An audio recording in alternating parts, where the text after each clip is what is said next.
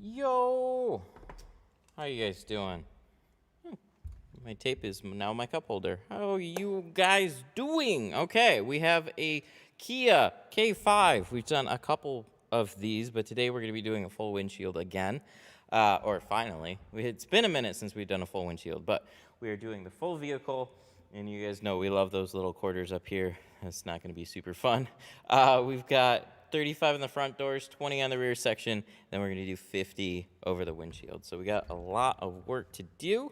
We're going to be going here pretty soon because of the sheer amount of work that we have to do. Kia K5, not the hardest of vehicles to do. There's a couple little things to keep in mind. The seals on the side are a little bit tighter, but nothing that we can't handle. I just realized that my headphones, there we go, should be working now. What is up? Sean, Invasion of Waldo, Detailed Devil, Brighton. I have my coffee. Now the question is my headset actually working? I don't know. Let's keep some chat coming. No, it is not.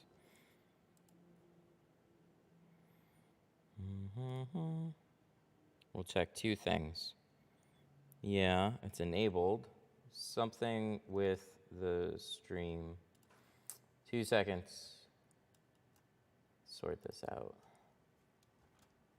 Headset. I didn't like the way that they hooked up to this computer either, so let me go grab something.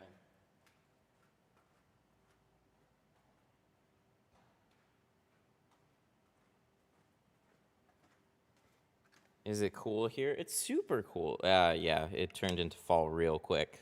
So now it is rainy, it is gray, and it's like, what, we hit like 60?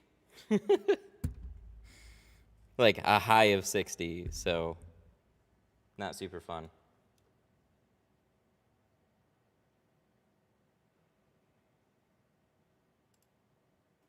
Oh, you gotta be kidding me. They're doing that thing again, where all of a sudden they're just not working. I don't know what to do to fix this. Samuel Montez super chatted $1.99. Vas up tint god. 100. Hey. How you doing? Oh, I'm doing okay. Maybe the volume's down. Probably not. How you doing? Oh, I'm good. I just gotta sort out my headphones because, you know, that's just the way this goes sometimes.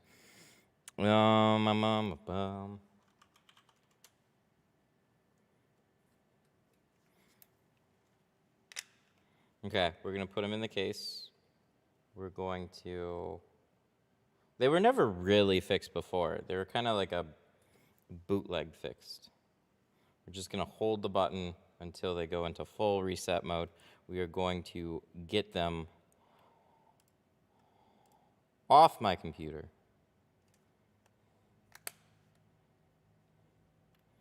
In every way.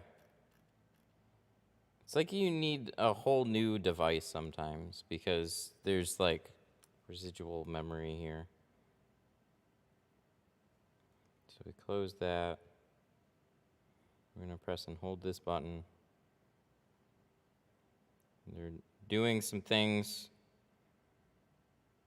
One of them is flashing. There we go. Now it looks like they're both doing something. It's weird when I can't hear you guys. How much for that job? We're gonna be $370. Super chat. Dang, I even missed that. Thank you so much. Samuel with the 2 was up Tint God. Appreciate you.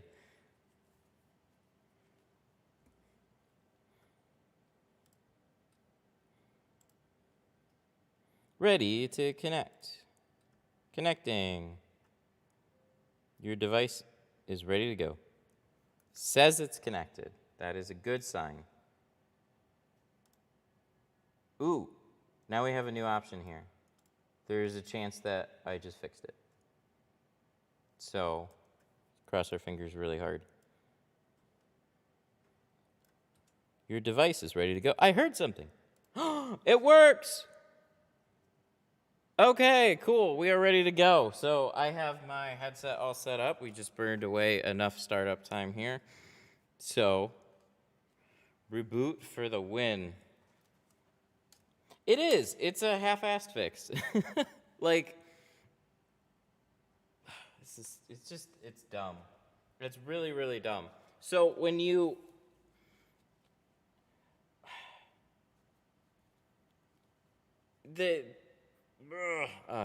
it's technical stuff. It's so dumb. I get so frustrated with it.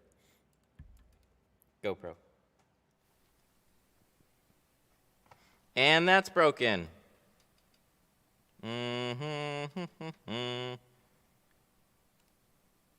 There we go.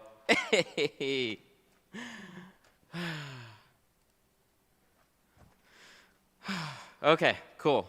Looks like we are actually ready to go 100. No problem.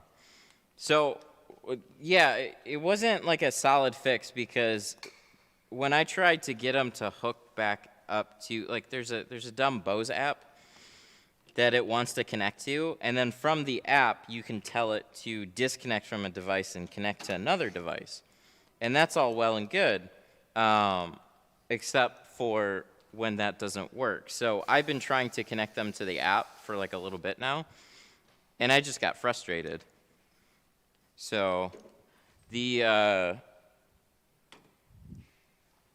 so I don't know. I just got frustrated with it. So I have to basically turn off the Bluetooth on my headphones, and then I have to reconnect it to the computer, and then when I want to disconnect it from the computer, I turn off the Bluetooth on the computer, turn on the Bluetooth on my phone, and it's just a whole ordeal. Bose app sucks. Yeah, it's not good.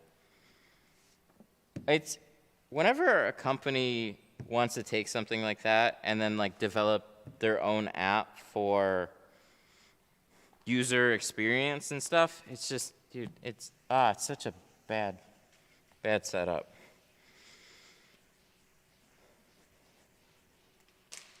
What was that?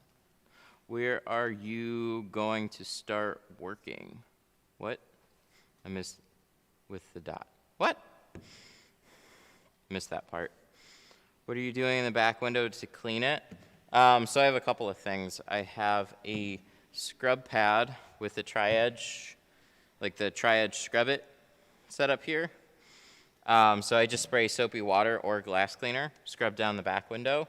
And then I really like these like wider shower type squeegees. So this is just a Libman one. You can find these in like the cleaning section of a lot of stores. App developers don't live in the real world. They just no, it's like Bose wants to like sign up users and stuff like that, and like then they can advertise and introduce products and do whatever Bose wants to do on top of it. There's a reason why, like HP printers, like when you get one and it wants you to make a whole login and password just to print out something off your computer. It's like, you don't need all that. And then it generally, because they like half-bake code it, everything just doesn't work very well. It's all broken. So then you have more frustrations than not. Oh, that sounded magical. Yeah, I haven't had super fun times with HP. So if you notice, we actually got tuck tape again. See, I finally remembered to order some. So I can at least let you guys know if I think it's better.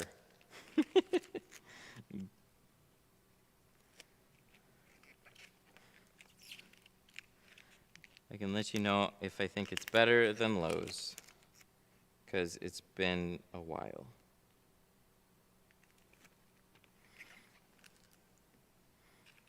Well, that just got away on me.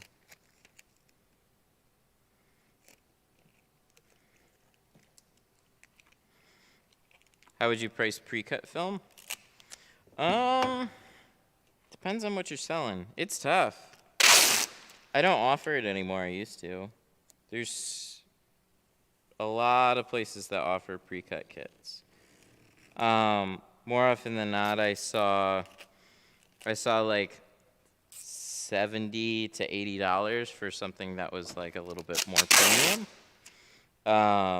But as far as like carbon and ceramic goes, I'm not sure. Really, just shop around and see what other people are doing, because then you'll kind of know where to go from. Kind of like pricing your own tint jobs. I mean, I'm assuming that means you're trying to sell them online. Hey! Oh, that's nice.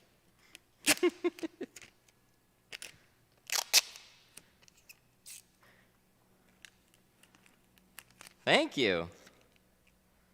Who was that? There it is.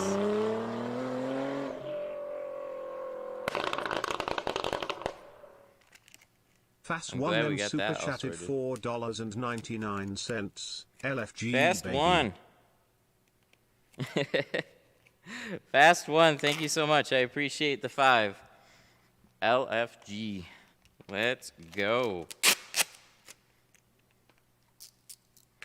Have you used the gasket wizards? No, I haven't. I've seen a lot of things like them, but I've never tried any of those things yet. I mean, the people that use them, I don't know, some of them seem to like it all right. They develop their own style with it. Just like I use a shank. A shank is my way of that. It's just much smaller and more pocketable. So having like a gasket tucking system that's wider like that, I mean, that's totally up to you. I haven't used them though.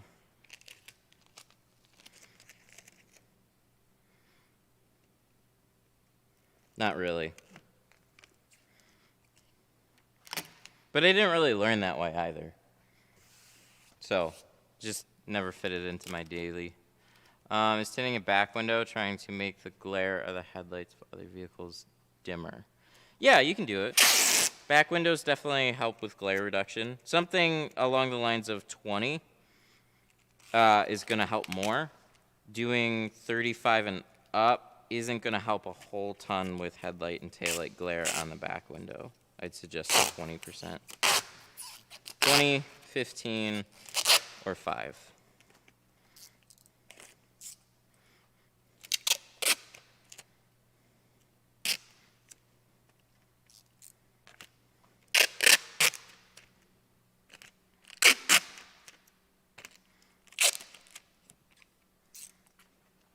How are you liking the new Apex film? I think the color is really good. I think it's very easy to work with. The heat rejection is fantastic. The haze, finally had one sunny day to drive around it yesterday. And I think it's got a little bit more haze than driving around with the Pro Nano. So what I want to do now is actually compare it to other super ceramics. P1Lo_0F_SH1T super chatted $4.99. Thank you. Pile of I like how the voice handled your username. Thank you so much for the Pile. Thank you so much for the 5. I had to give you a special shout out because I like your username a lot. That's great. I saw your videos yesterday. Impressive results. Thank you. Yeah, like playing around with it on like the heat lamp and then taking it. Where do we put it? Oh my God. From here to there. Guys, where did I put like a gigantic roll of tuck tape? I have my Lowe's tape. See, I misplaced things. Oh, I put it on my hat. See, and then it just like blends in with everything. I have one piece to put back on here. Because we got distracted by a big pile.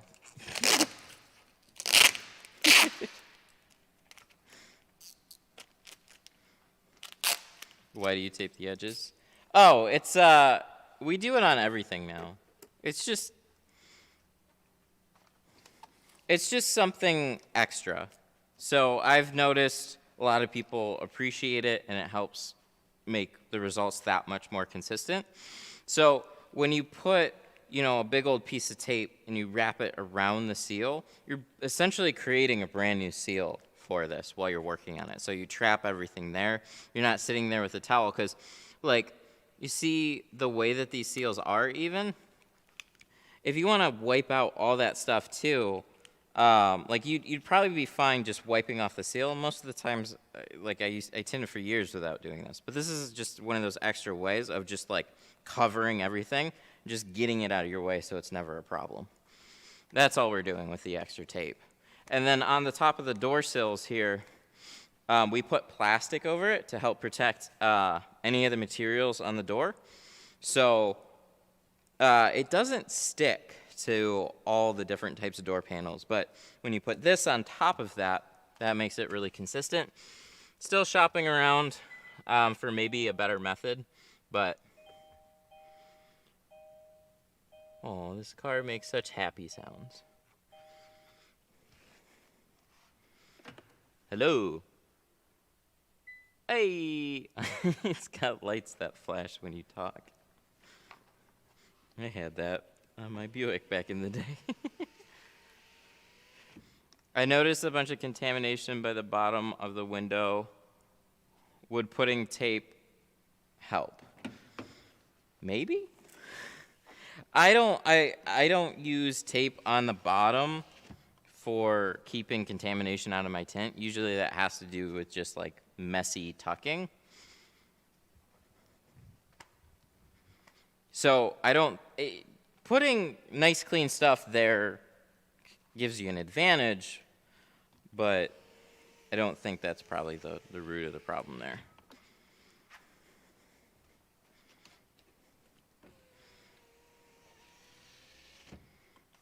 I like to put a little bit of soap on the seals. Nice, that would work. That would help them slide a little bit more, I'm sure.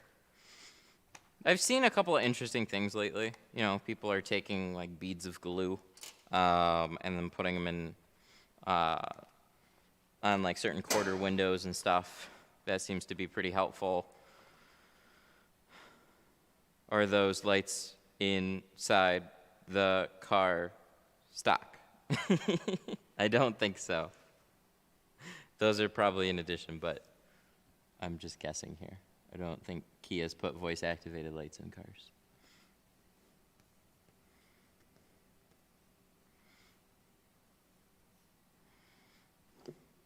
That was like one of the first things that I had my first car was a 93 Buick Century,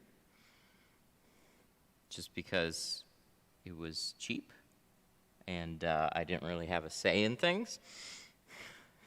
And I had all types of fun putting dumb auto accessories on that thing. Would go to Meyer, AutoZone, and shop on eBay and stuff and just buy all the little dumb things and play around with them. So one of them was actually a voice-activated switch for lights and stuff. That was pretty fun.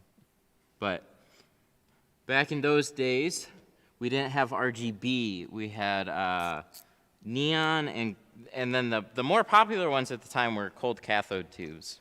But those were only in single color, and then LEDs were expensive. Now you can get LEDs all over the place.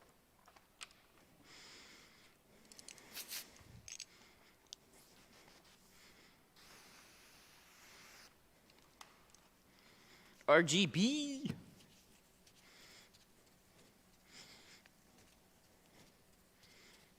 How old were you when you first started tinting? 20?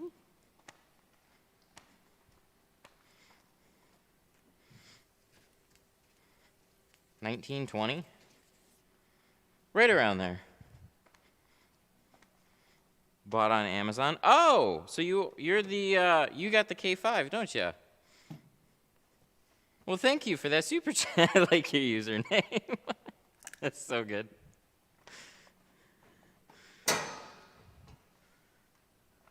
I know the owner of this car. He saw some of the other videos on the channel, and I told him we were streaming. So.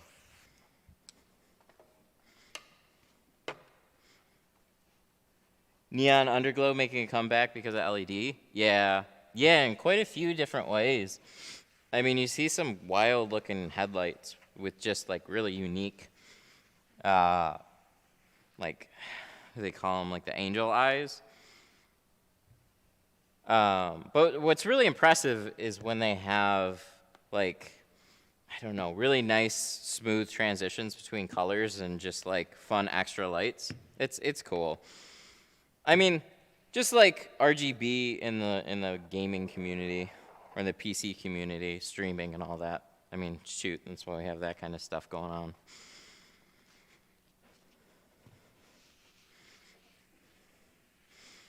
What do you think works better, tuck tape or Lowe's tape? I think tuck tape is a little bit stronger, and it's also a little bit wider too.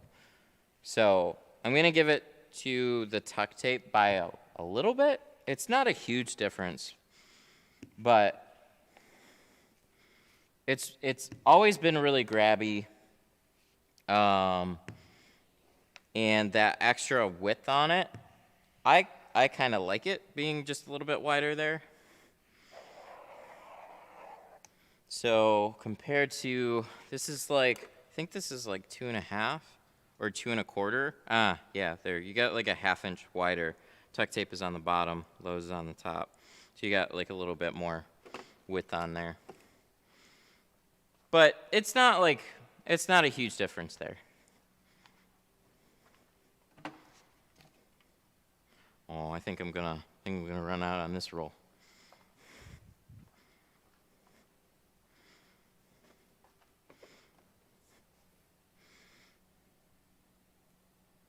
The worst is when you start prepping with water and then realize that you forgot tape. Oh, I hear ya. That almost happened to me today.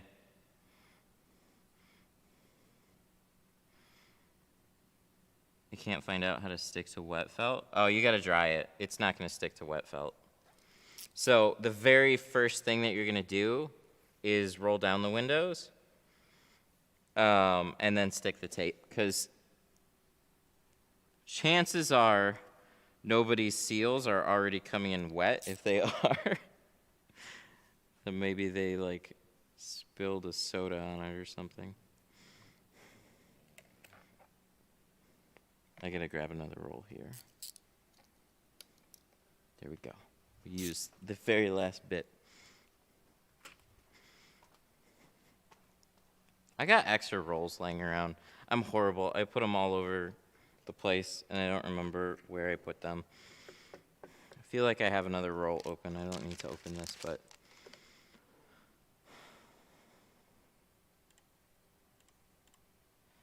how dark? So we're doing 50 on the shield, 35 on the front doors and these little quarters, and then 20 on all the back.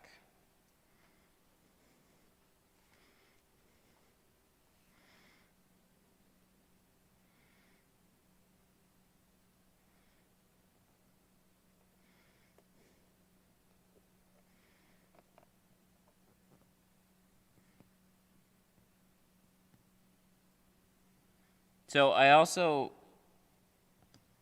loosened the brake light already on this one too. So I've got a little socket wrench there. That's about all you need to do. You don't need to take it out entirely. It would help to get it out of the way, but putting it back up would kind of be obnoxious. 3 little bolts, loosen them up, and then it kind of just flaps down. Really easy to work with. Thank you, Kia, for making that easy enough. What is this tape? This is called Glass Aid. Glass Aid. Hey, there we go. It's back in stock now, actually. Like, fully back in stock. My only question is keeping up if distributors want to order a ton of it. But should be pretty good for the foreseeable little future here.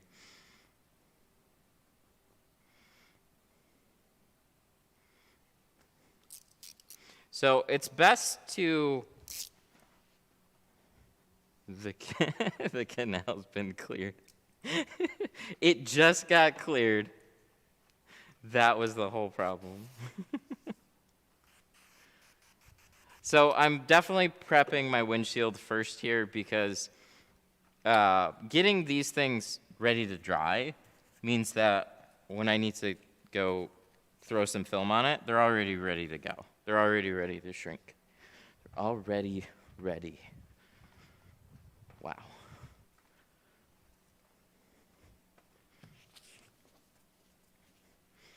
Get that done and out of the way. Then I can start cutting my doors.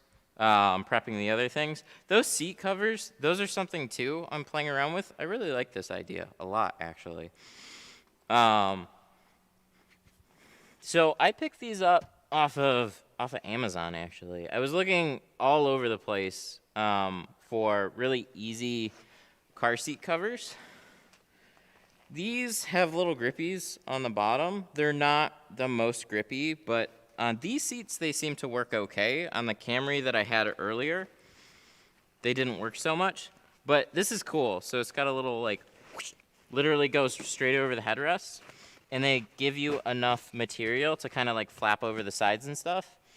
So from now on, you're gonna see that a whole bunch. I think it's a really cool idea. I'm trying to find something for the back. Might just use one of the giant Korea tinter towels, I think, for that. Because you're not going to have headrests. And they didn't seem to have anything for back seats other than, like, dog covers, which are different than that. I just wanted, like, big towels that just kind of stayed in place. So thought it was a cool idea, so I picked a couple of them up.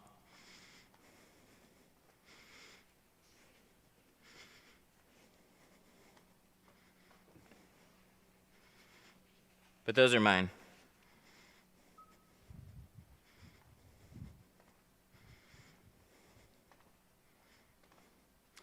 All right, so I gotta check this roll of 35. I have a couple of 35s that are nearing the end, but I think I've got enough. Yes, we do. Perfect. Gonna be doing Chrome Delete next. Nice, very nice. That is a skill I never had.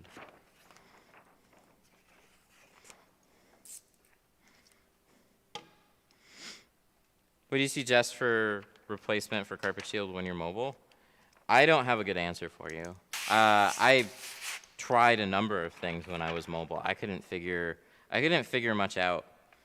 Because there's a lot of shops that don't do anything. They just wipe down their door panels. So when you're going to somebody's house and they're watching, that's a little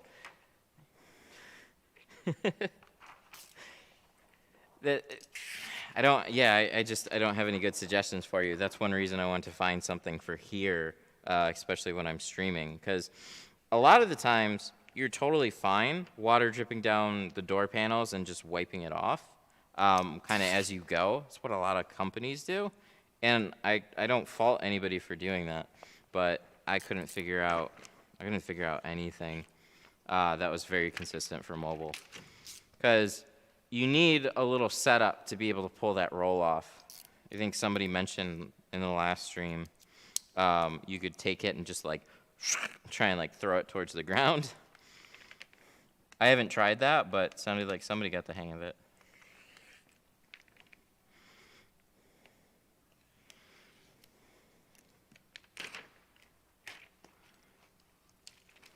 I use heavy-duty trash bags, 32 gallons, to tuck in the seals. I did play around with that. That's not a bad a bad idea there. So if you take an oversized like trash bag or piece of plastic, that could tuck into a lot of, you can actually kind of shove that into some of these tighter spots and keep it out of your way. It just gets a little tricky up towards some of the top seals. That's a good suggestion. Thank you. Thank you for that. Oh, there is also, so I'm not like a huge fan of this, but it is an option too. They make these, so if you go into like the painting section of Home Depot, they're like drop cloths, but they're rolls of plastic with pre-applied tape to them. And what you can do is you just kind of like unroll it like tape, and then the plastic will pull out and drape over where you need it to go. They're like the perfect size. What I didn't like about most of them is it still had the same problem. So if it had a better tape attached to it, I'd like it, but it's like a painter's tape. So it only sticks so well. Just kind of like the carpet shield only sticks so well. So you could put, in theory, you could put like a roll of this, then put your drape plastic, and then put it down, and you'd be totally set. That would be an interesting mobile solution. I guess not much crazier than what we're already doing with a carpet shield then. So.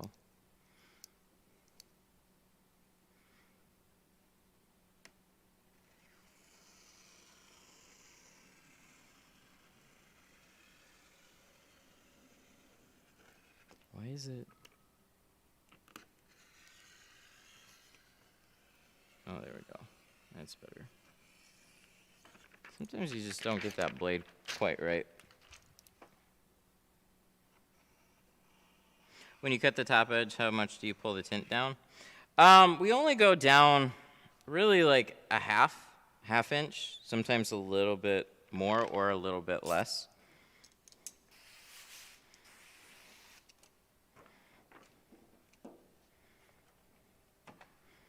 So we don't do anything too crazy, but it usually gets us just below the top seal, and that's enough.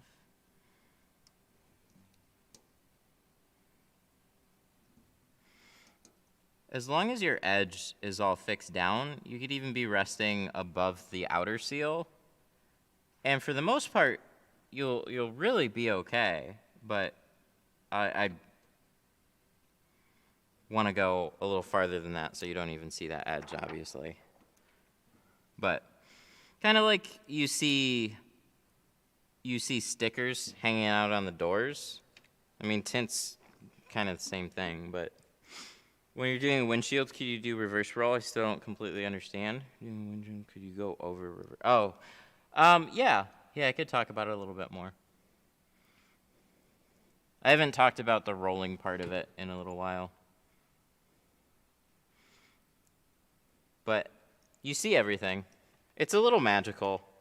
I didn't have my head wrapped around it entirely until I did it a handful of times. The more I did it, the more I understood it. It's cool. Ew.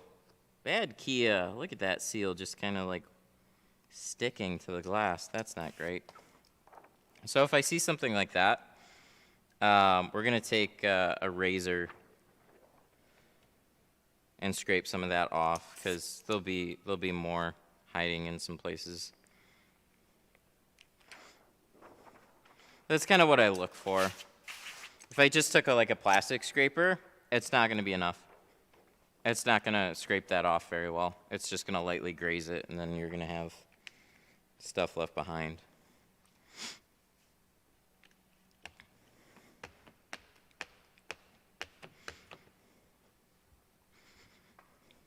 Doing a 15 Camry? I just did a brand new one. 15s. Are those basically the same as the newer ones?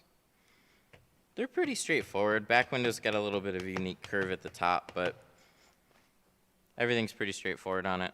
Quarter windows are kind of those like little tighter, annoying quarter windows, but nothing you can't handle.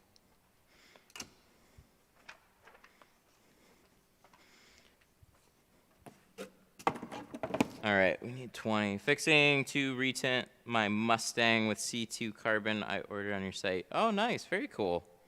Good luck. I hope you've tinted before, but that's awesome. Good luck. Hope it goes well.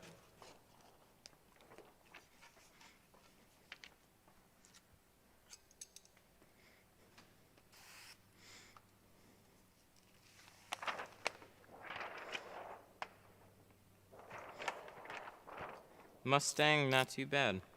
You've got frameless doors, so latch those. Back window's pretty flat, so one of the hardest things is just going to be carrying the film into the car. But cutting and shrinking all the windows that you have are not too bad.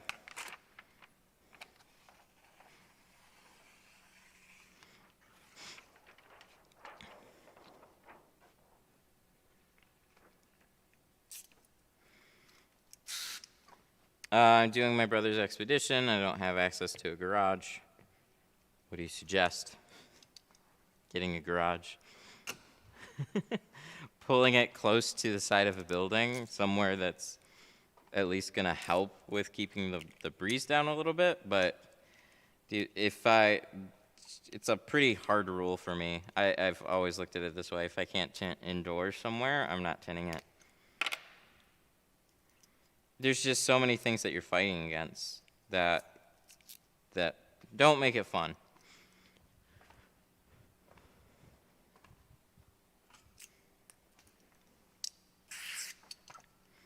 Where can I get a heat box? Tint Depot. That heat box, if anybody saw that video I posted in the group with the super ceramic. This will be my third time not changing. Oh, nice. Oh, that's super cool. Well, I think you'll like this film. Let me know. That's really cool. With the Mustang. That's really cool. Glad to hear it.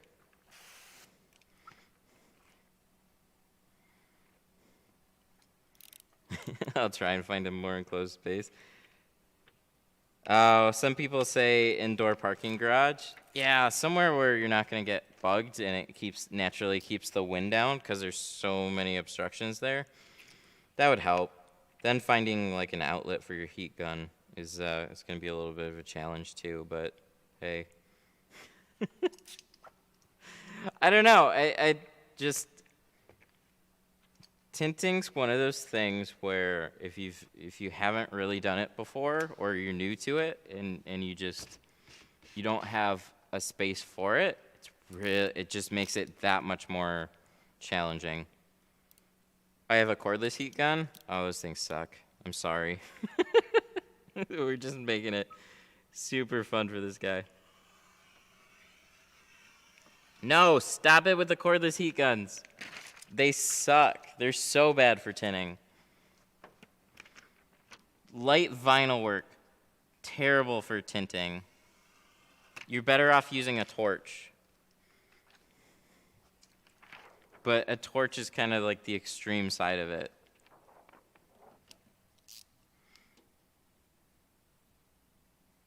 They don't get hot enough and they don't blow enough air. So you'll be pointing that dumb little heat gun where you need to shrink, and you'll just be like sitting there like, and you barely do anything to it. I had a finger. I tried it. I tried one firsthand. I was at a shop. Guy liked using it for vinyl work just because it stayed out of his way, and you don't need a lot of heat for smaller areas with vinyl. You just warm it up a little bit and stretch it. But for window tint, it takes a little bit more heat. So I did a windshield strip in the middle of the shop. And then I was just like, yeah, let me try and heat out this little finger here. Man, I was there for like 10 minutes. Just wasn't really happening. So with the cordless heat guns, like, I mean, Wagner, the little Wagner ones, they're $20, but they're hooked up to an enormous amount of power. So running the fan and the heat off of those lithium batteries, there's not enough power. Not compared to the just what you can get out of a socket.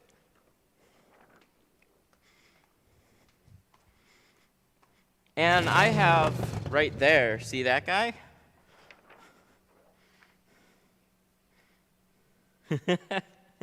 Pile! P1 low underscore 0F underscore SH1T super chatted 99 cents. SH1T. Thank you so much for the $1. I appreciate you.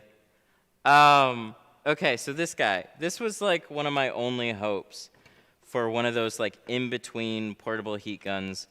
The battery's gonna die on me pretty soon, but basically it's got a butane canister in it, and so you get the heat source off of the gas, and that sounded really cool. Where's my torch? Oh yeah, I got a torch right here. So this is like the torch that you're gonna wanna get. Something like that, you'll be great, but this is like shrinking like crazy. No, this isn't shut up, it's not a nail gun. So you turn this up, this turns on like the gas, and then you press and hold this, and then you hear it go click, click, click, click, click, click, click. And then there's a little flame there, and then there's it's still battery powered, so that runs the fan.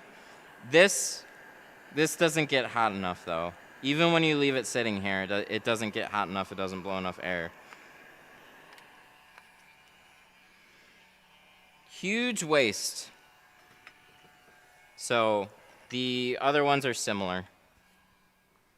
The cordless heat guns, they're all kind of similar in that way, but they usually just get the heat from the batteries. They're not great.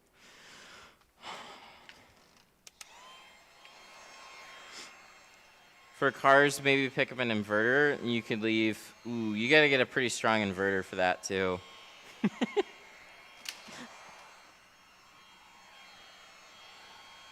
It's possible. Chances are you're just gonna blow something off of it. Like the fuse, the cord's gonna get too hot, because this is like, I mean, what is this little thing? Like 1,000 watts?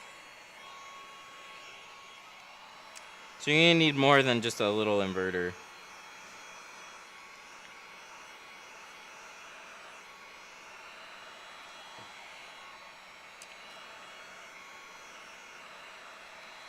I like this topic. This is fun.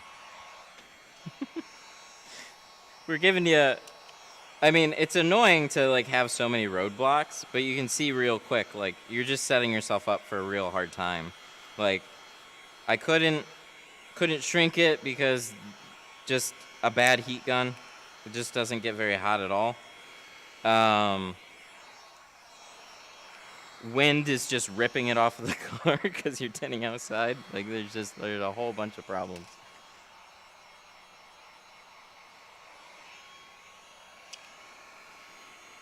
How do you snap shrink so smooth? Practice?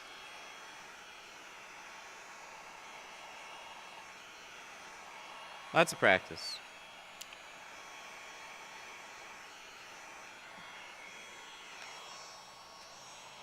But thank you. So when you're snap shrinking, I don't know, you pull a corner, you get that, see where that material is loose. You're just kind of shrinking like from here. I turn this off for a sec. So you're kind of just shrinking right along there. So you just need to turn on the heat and get that to curl just a little bit. And it happens pretty quick. And then you're done. If you see any little waves at the bottom, you can just hit them with a little extra heat and you're good. That's all you need to do. So, see these, watch.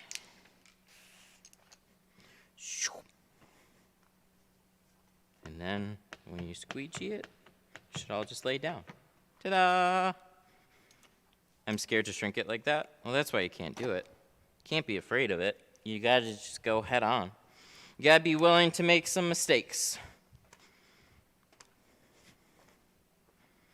That's what happens a lot of times with like back windows, windshields, snap shrinking. If you're too worried about messing up the film, you're not really seeing what you can do. So you gotta have some film that you can waste. You gotta have some material that you can just screw up and then push things a little bit faster and harder. So what do we need? We need plastic for the doors. It's what happens when you work at a higher production shop too. You don't have time. And when they're paying for the film, like, you're just whipping through a whole bunch of it.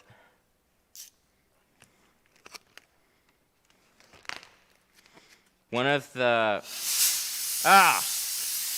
Thank you! But you can't super chat that. We need a razor blade too. Michael Nahera super chatted $9.99. Keg giveaway. Michael with the 10 keg giveaway. You can't just super chat that. It reminds me I have to do one.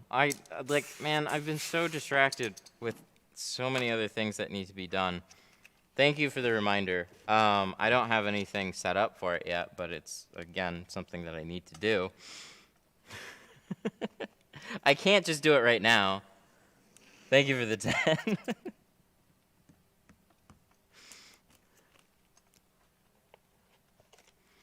But I know. We have that 5-gallon sitting over there. I said a long time ago that we would do a giveaway, because that's one reason I got it, was we'd be doing a giveaway off of it. And then it's just sitting there. So that crap right there, it's definitely why I want to use a razor on a window like this. And because there's something stuck there, and I have a razor blade out, it doesn't hurt to just go over the rest of the window.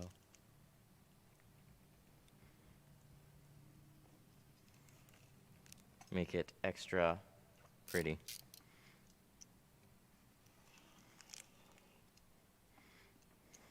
Can't believe the voice pronounced my last name right. It's pretty good sometimes. More often than not, it's pretty good. I liked how it handled Pyle's username though.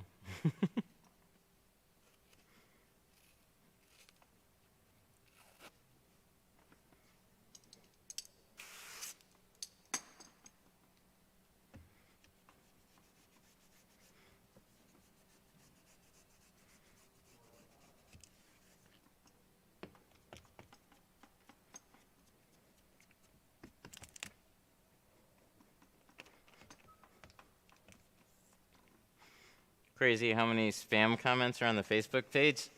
Yeah. See, this is one of those things, another thing that I have to do. I have to add a couple of mods.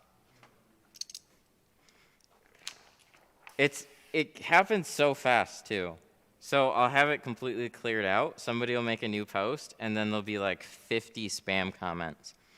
And they've gotten smarter. So they've switched up from posts, which I still have a filter for, and most of them get filtered. Like, there's probably one every hour that gets filtered. There will be like 100 comments on a post, and they direct reply to people, which is the worst. So then you have to go through each individual one. You can bulk delete somebody and all their comments, but there's so many different bots and stuff that it just gets overwhelming. But I need a couple of like mods that regularly are involved in the group and seem to generally help people, and then are always kind of like hanging around. So otherwise it's just gonna keep existing until Facebook gives me some comment filters. Jesus, so frustrating. They have post filters, but they don't have comment filters. Just like keywords that you can flag.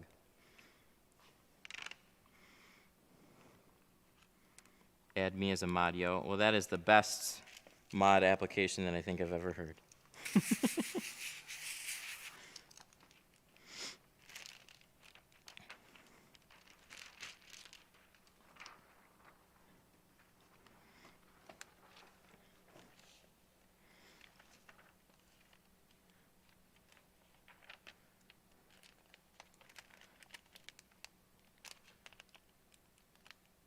Anything on this vehicle that I should be mindful of? No? I don't know. Everything seemed to go pretty well for me on these things. A little bit.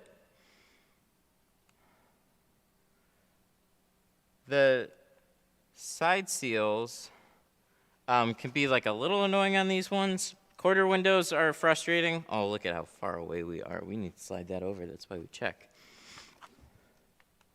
We need to go way farther over.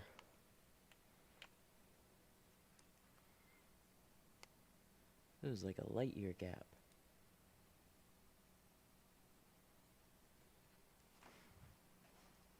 I just moved to Texas. I've seen back windows bubbled a few streams ago. I remember you saying something about fixing back windows. Is that because of the heat? Yeah, it's definitely one because of the heat. Like, Texas is just...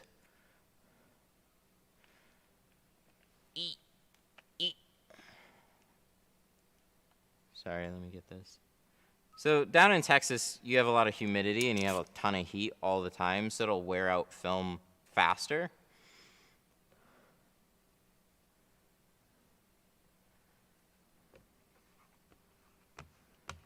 But there's also lots of cheap jobs there too. There's just a whole lot of tint work down there. So when everybody is getting their car tinted, there'll just be all types of films and shops and solutions down there. So there'll be, kind of like Florida, there can be a tint shop on like every corner. Because it's just such a big priority. And then cheaper films that are put down there, ooh, don't do that. That's why you see so many more bubbled windows down there.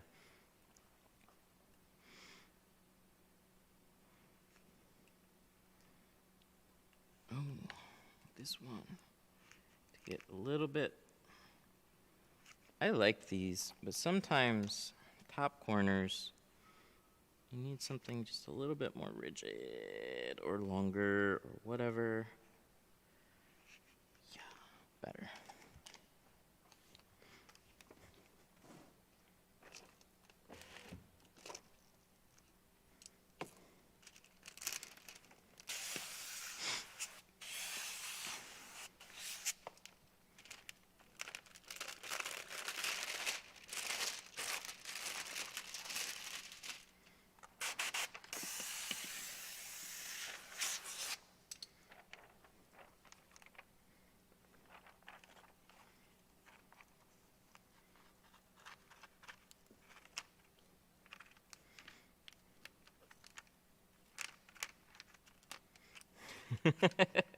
How do you keep up with comments? Sometimes not super well. I have a text-to-speech, so I think I just missed a whole bunch of them.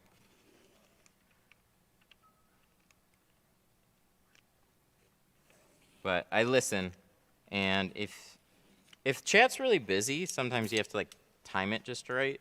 You have to wait for me to stop rambling on, and then you can usually get a good question in.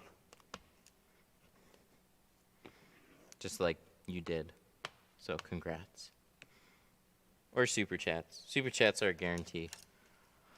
What do you do when customers Windows want event cover? Shit.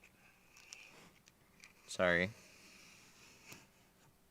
I like set up that monitor, and it seems like one of the most important word is like it always puts the most important word like right at the edge where the screen gets covered up. So I think I have to move that window.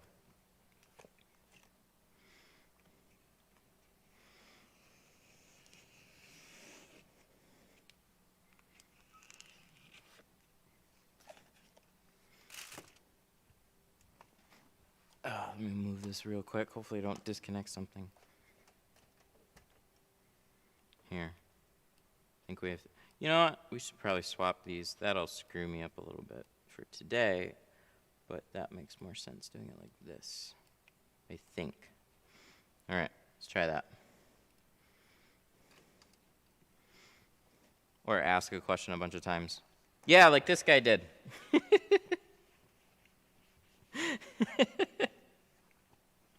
That was a really good question, and I missed it. And the thing is, he asked it again right at the perfect time, so now I know. But then I'll talk about something else. I've never applied to be a dealer through one of them. Usually it's just kind of based on, like, if there's no competing tint shops with the same brand already. Lumar, you're not going to have that problem with. XPEL is a little different. So XPEL has territories. So if somebody is already there in your area, then you're just kind of like SOL with them. Lumar is like $500, like minimum $500 purchase order per month to stay a dealer. That's not much at all. So most people can. But as far as an application to them, I would think it's just as simple as like, hey, I want to call them and hey, I want to buy film. Just bug them.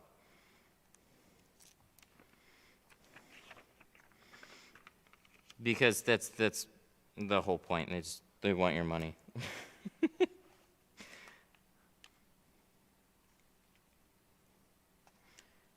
All right. So this one is not super duper fun. I'm going to try and flatten out one of these edges here before I get started.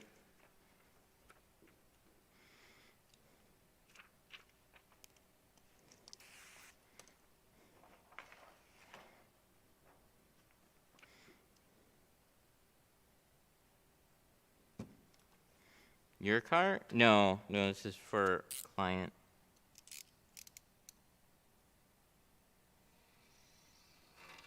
There we go. That might help. So on these ones, oh, somebody else in chat. Oh, see, these side conversations, they confuse me. So on these ones, you angle them up a little bit because that's where your blackout border is. I put it probably like a good 1/4 of an inch down, a little bit less, 1/8 to 1/4 of an inch below that. And then just be real careful on the rest of your cuts. Because these, if they're cut right, they're real easy to stick. But if you cut them wrong, it's a waste. So there's no way to prevent bubbling in Texas? No, just get better films. There's like, it's kind of like the broader picture. You see so many of them because it's much hotter down there, but there's a lot more people just getting and installing cheap films because there's so much competition. So just go to a better film company.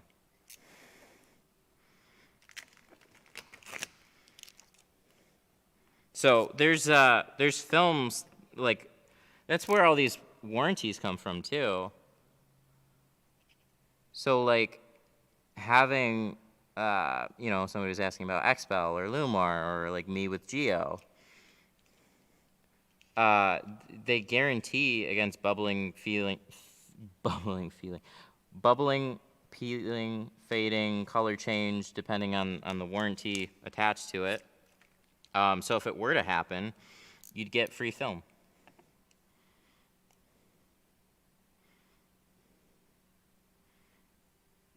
Just go to a halfway reputable shop when you go. Or a full reputable shop. Somebody that's going to take care of you when you have a problem. But yeah, you can get tint down there. It'll work. You'll be fine.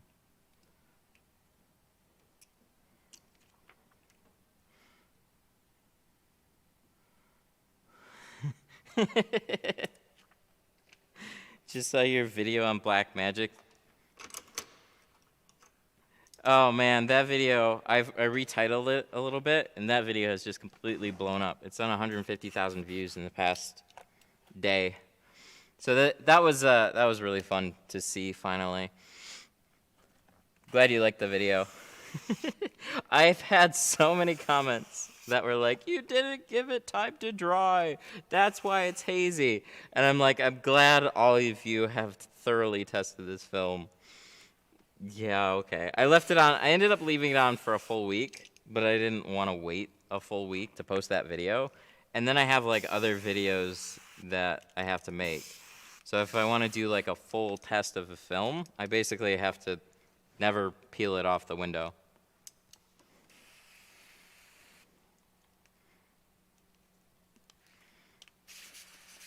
That Black Magic video brought me here and I subbed. Thank you. Appreciate you. Yeah, that video isn't just a product it's not a product bashing video. I gave it a fair shake, but that's you know, you go to somebody for a cheap carbon or ceramic film, that's potentially what you can get. So it's really, really sad. And the bigger point of that video is just like, this is what's out there. This is what to look out for. So I was really happy with the way that video turned out. Glad you guys liked it. It's at 330,000 views. Yeah, it just blew up like crazy. Would you believe that was because of a title change? The video was doing decent, but what's really cool is you can retitle your videos at any point in time and give it that much more of a chance to succeed. So I finally found the right title for it. I had to put illegal in the title, and then it was like... I heard you hate these little quarter windows. Oh, just a little bit. Oh, yes, we got it. I think we got it. Ha-ha! That top corner. I think the gasket curls down.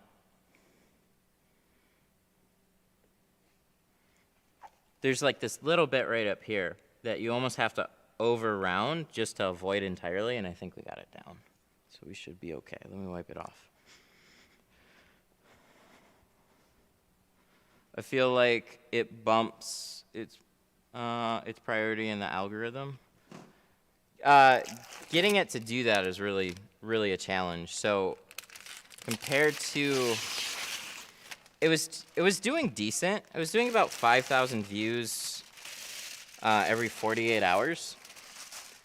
So that's not too bad for a video like that. And then I came across another video that was like, it's really simple, but when I heard him say it, I'm like, I'm so dumb. So you can optimize a video for search, or you can optimize a video title for clickability. And if you want to get recommended, you're optimizing it for clickability. So most of my videos were optimized always for search. So if you wanted to, if you were looking for window tint, you would find me. But a video like that, nobody's necessarily, or more people are going to click on it based on it being served to them. So then I reworked the title like 2 or 3 times and then saw it started doing better, and then it's just been like, whoa. It was cool. I've got a couple of other ideas for some videos I'm going to be putting together here soon. Kind of like that one.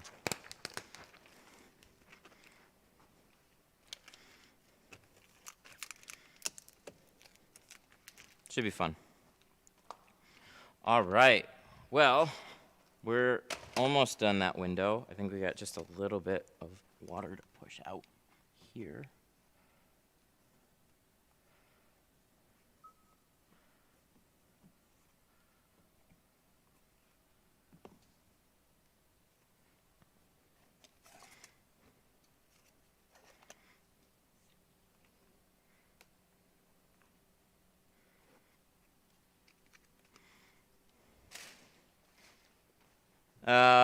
Did they get a really good heat gun? Oh, Steinel heat gun? Whew, it's expensive.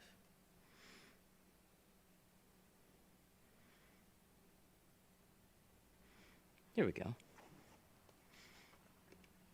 Yeah. There. Yes. I tried tinting once, never again. No worries. I appreciate that you tried it. You have more respect for what goes into it. Generally. Anybody that's like, I can do that, and then they try it, and it's just a bad experience all the way around, you at least understand what we go through. So when we have, you know, a couple little dirt specks or something, it's like, oh, okay.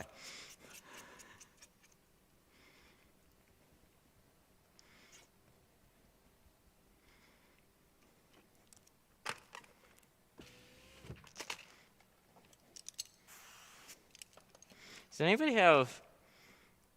I like these lights. They just keep flashing while I'm talking. It's great.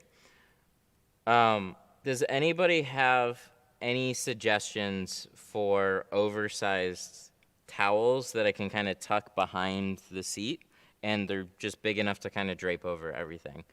I think that's what I'm looking for. Because I said earlier, but I picked these up, and I really like this idea here where they just throw over the headrest. But we remove the headrest on the back. But they don't make these for like the back seats. But those are, I think, super cool. A blanket.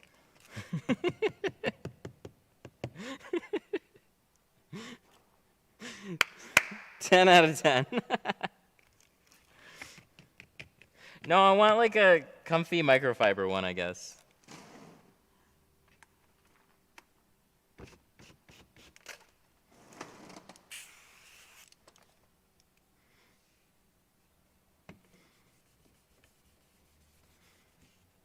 Get the ones for dog protection.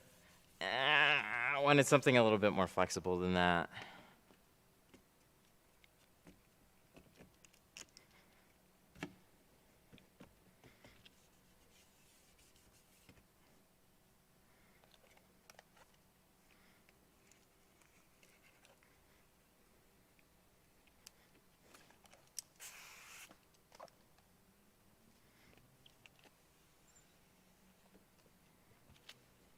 I'm listening to suggestions. Because I have like Soak Shield makes really good microfiber. Oh, my ears.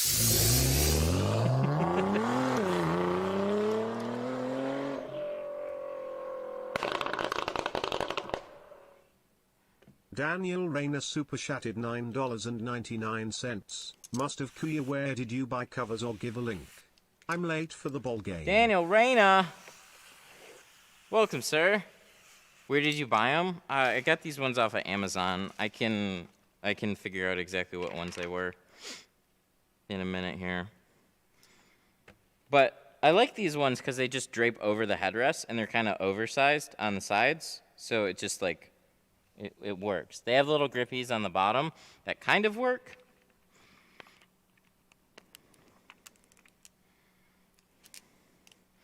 Sew them together. My wife said that. It's not a bad idea. We need like 3 of them though. And on most vehicles I pull the headrests, so the headrest portion of it isn't gonna help anymore. So it's just gonna kind of tuck in there.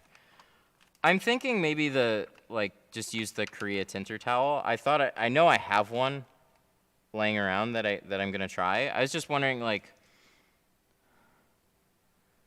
I want to figure something out for it. So it was like, I saw those and I'm like, ooh. We were doing a windshield today too, and so it's like, it's perfect coverage for those seats. You just toss them over. You're not gonna get them hardly wet at all either, so easy peasy to just kind of like hang up.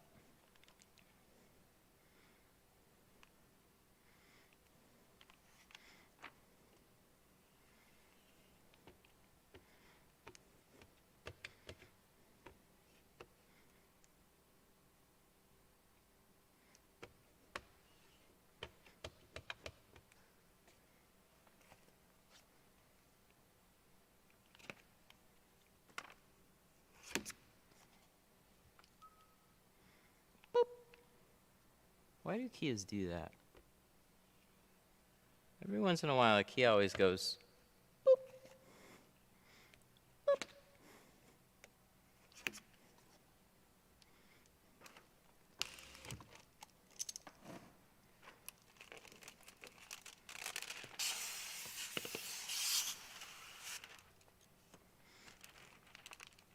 Could have them custom embroidered. I could. We could do all kinds of crazy things with them. I just want to find one, like, need to find something also that people can find too, because if it's like totally custom like that, people will ask nonstop, and I don't know what to say. I could, I guess, get them and then take them to embroidery shop. Oh no. Did I really just do that? Shut up. Oh, what a dumb mistake. I'm fired. Here, I'll show you what happened.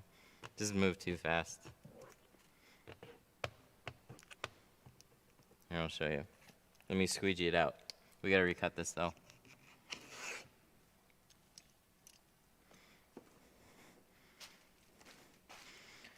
So, this guy right here, oh wow, that's much worse than I thought it was. It just kind of like crinkled up. It wasn't rolling smooth into the seal. So I've got 1, 2, 3, 4 little like a wavy that goes right over this glass stamp. So you're never gonna be able to push any of that out. Oh, what a bummer. Fired.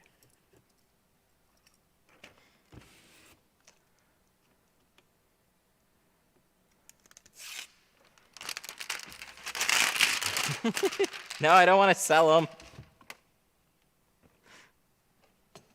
I have a handful of stuff. I'm good.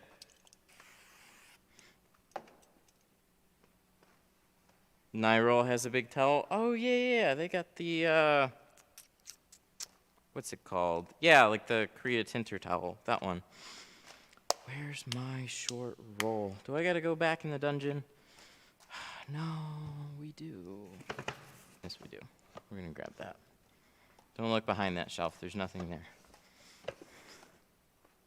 Definitely fired.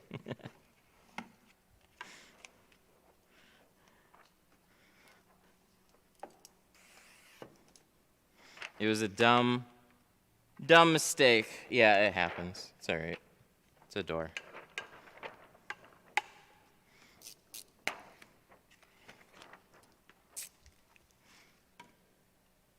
Hey, there's a tape roll. At least we didn't pull anything. Or pull the tape off, so we don't have to do all that again. So now we're just going to be single cutting this one. Is Lexan decent for starters? I hear their better carbon is easier to shrink than their cheap carbon, so if you do get them, get the better one.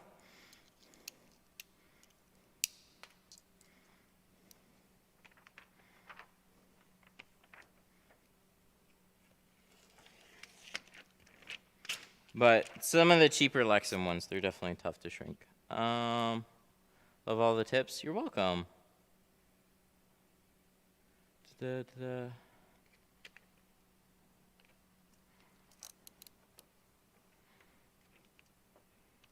I saw it happen too. It was really annoying because like it's just when you get in that groove, you're moving a little quick.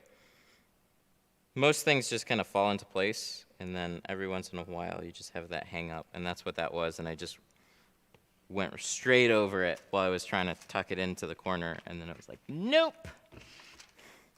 Done. That quick.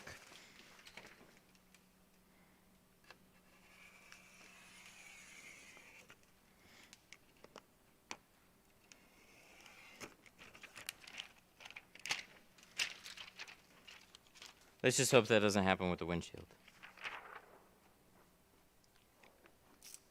Is Tint Depot film good enough for heat in Texas? I hope so. They're in Texas, so if they're not, that's not qualifier. I don't know what else is. Yeah, you'll be great with them. Tint Depot. I'm wearing a Tint Depot shirt right now, actually. Tint Depot has good films. They're just under the Tint Depot brand.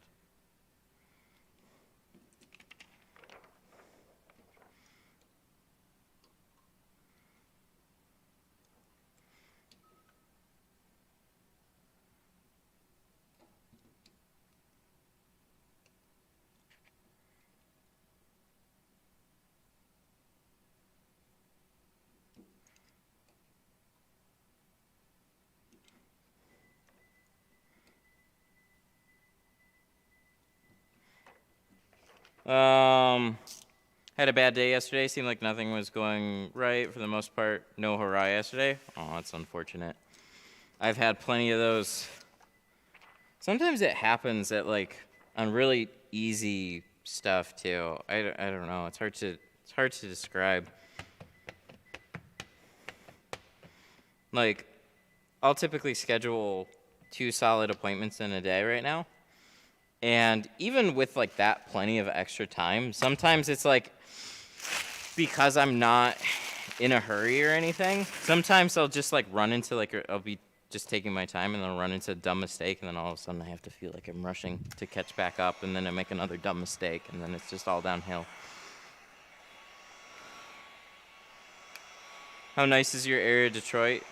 So much less expensive than California. Well, a lot is less expensive than California. We're definitely not cheap here though, but we are cheaper than California. Colder weather.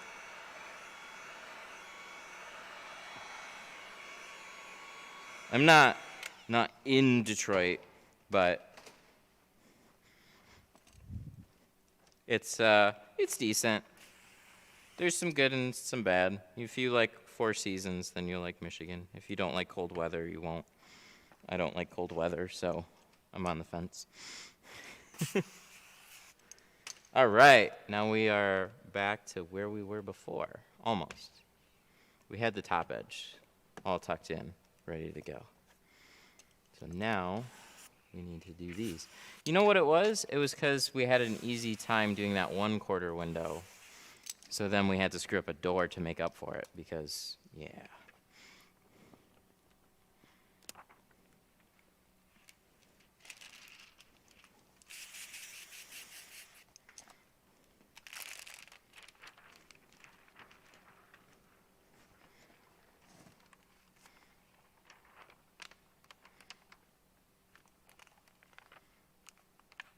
One side. So look at how much farther I actually have to go,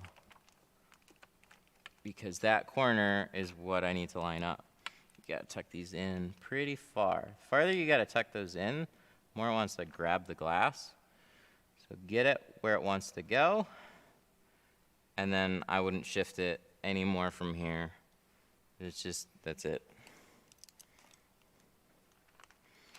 Then you start fighting with stuff.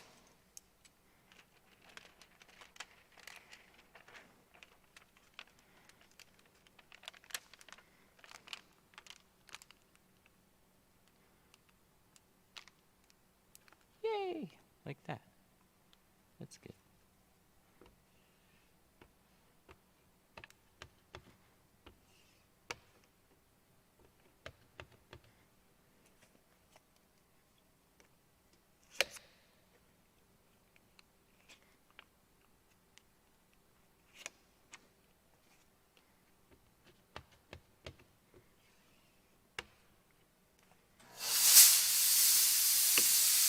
Ow!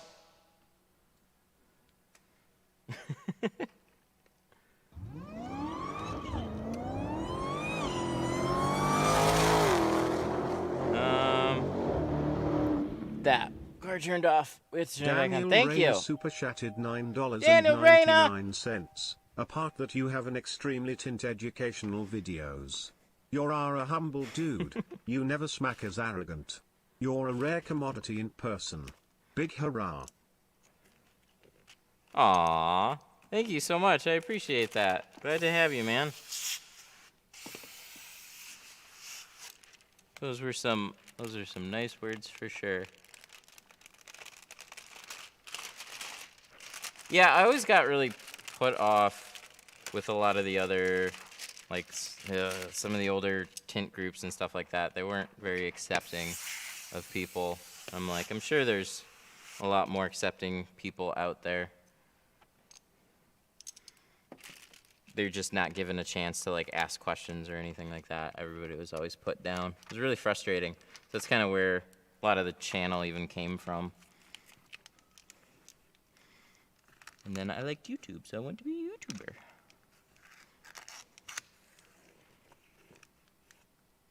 See this guy right here. Are we unfired now? I think so. But that mistake's gonna come out of our paycheck. Boss here is pretty strict.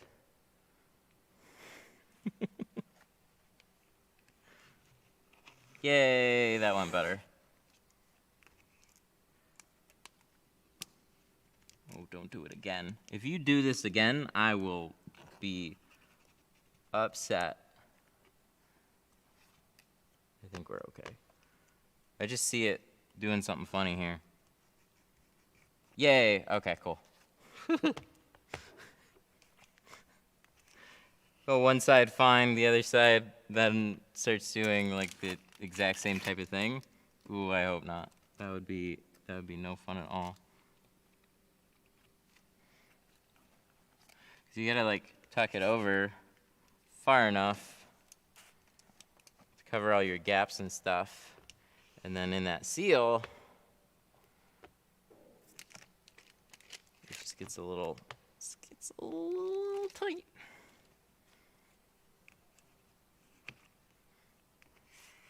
So, I don't know. Hopefully it should be fine. Let's check it out before we pull that. Yay! Nice. Looking good. Couple little bubbles right there. Ta-da.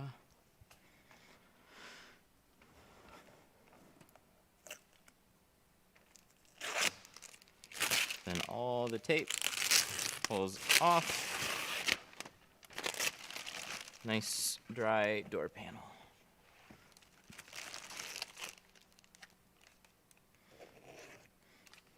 How much pressure do you apply when cutting the film? Just enough to cut it. It's kind of a dumb answer, but you're not gonna put a ton of pressure. The more pressure that you put on it, more likely you're gonna scratch the glass. So keep snapping your blades. So you see me do it a lot. So this is a 9mm snap-off knife. These ones are stainless steel. So every few cuts, you're gonna take this and you're gonna do that. And it's gonna give you a nice sharp edge. Keep doing that. Just found you live and I really enjoyed watching. Tinting 4 years preloading in a Toyota dealership with a plotter. I've been put out 7 years now, but still miss it. I've been out for 7 years now. I still miss it. Oh, I'm glad you like the channel.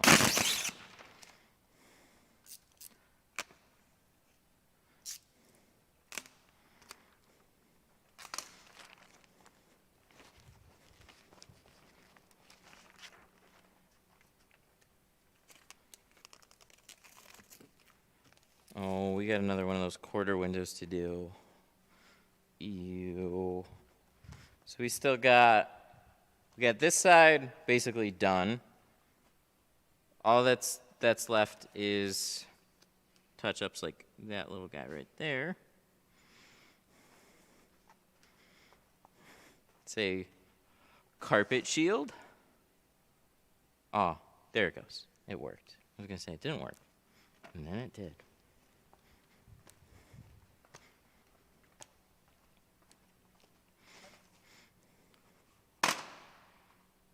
Did you buy your white tool bod at Harbor Freight?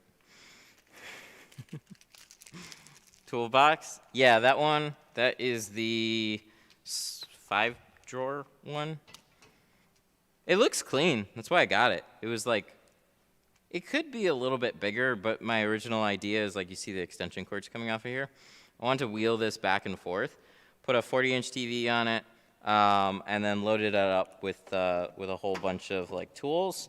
And I've actually this morning been rearranging some of the stuff to be more functional. So still going to be messing around with it. I took all those squeegees out of the drawer, and they're currently hanging out right there because it's more for show. I want to play around with them and stuff, but they were just taking up space. One quarter window I hate is the Nissan Versas. Yeah, those aren't super fun. Whenever you get into like Honda, Toyota, Subaru, they all have those like gasket style quarter windows. I just did a Camry this morning, and while the back ones aren't the worst, they were definitely like that same style. That's just no fun.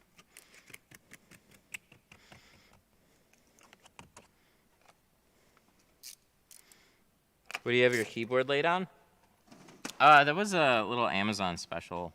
I just found I don't remember how much it was, but I found a little mouse and keyboard stand.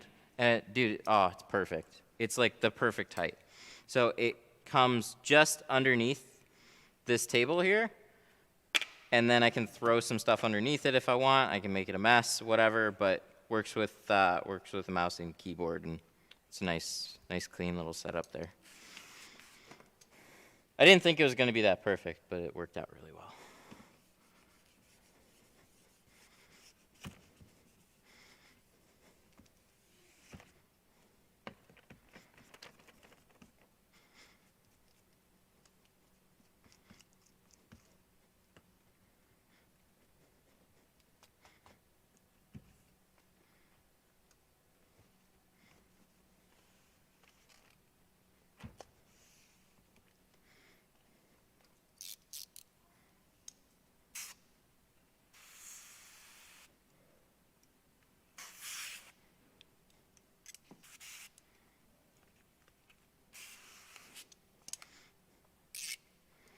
I'm buying the toolbox today. Do you have a link for the keyboard stand? I can get it. So you need a link for the keyboard stand. You need a link for the seat covers. I have to search through my recent purchases. I can get it for you.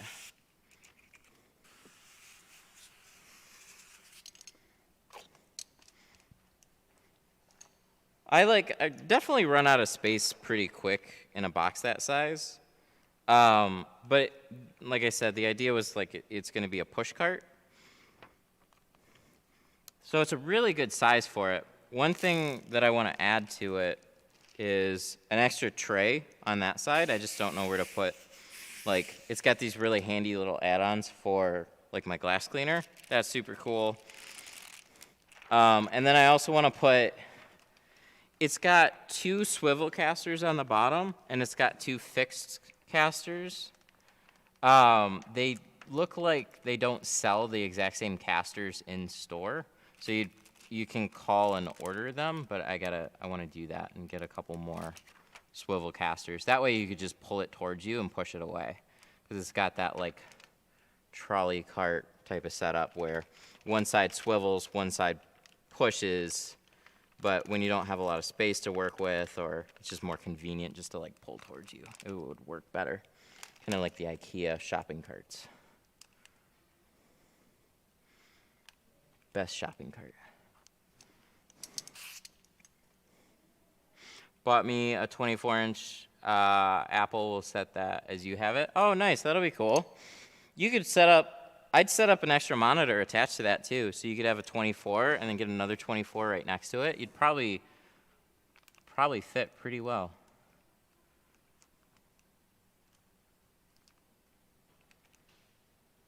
As long as they have like HDMI out or something. I gotta imagine that the 24s can handle that, but I don't remember.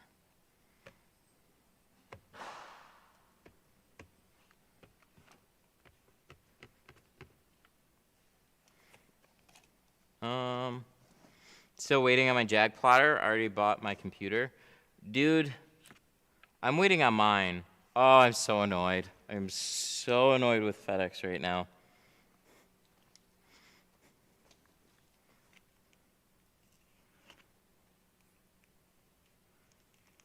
I was here when there was only 10 viewers.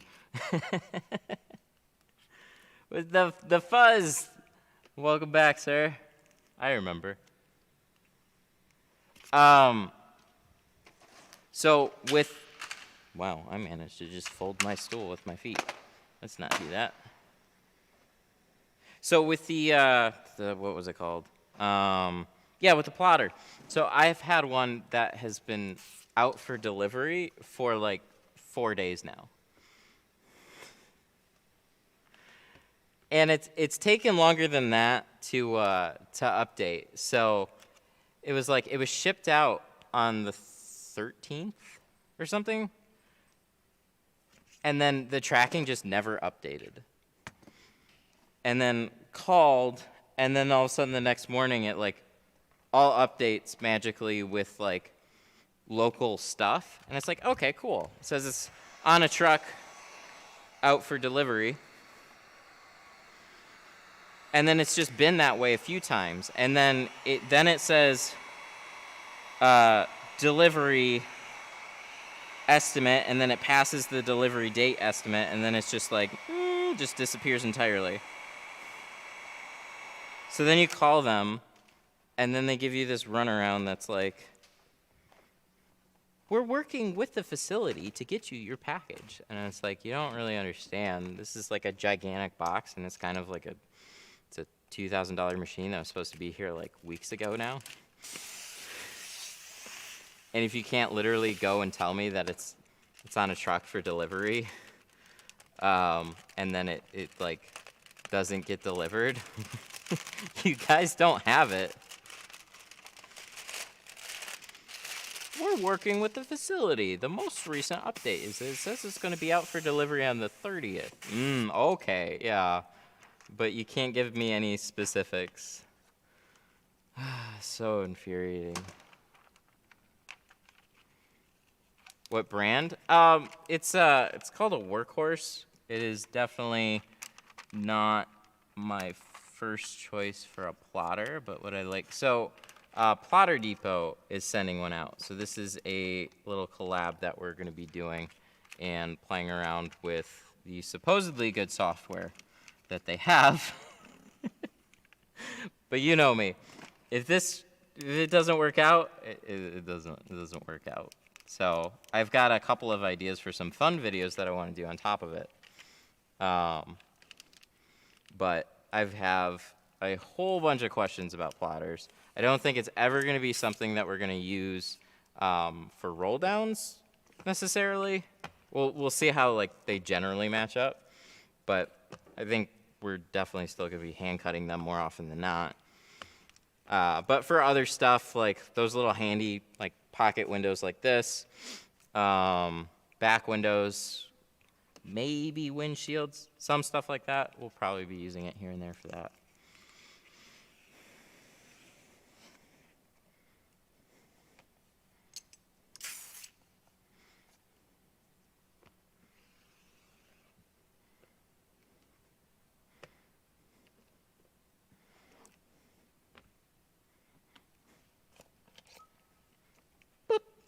See, there's that beep again. Kia, why you do that? But yeah, I don't know. I was not really paying attention to when it was going to be delivered, and then because it's like out for delivery, and then it's out for delivery, and then it's out for whew! Super annoying.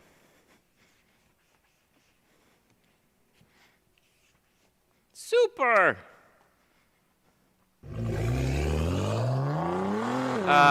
Wow, Mike with the 20.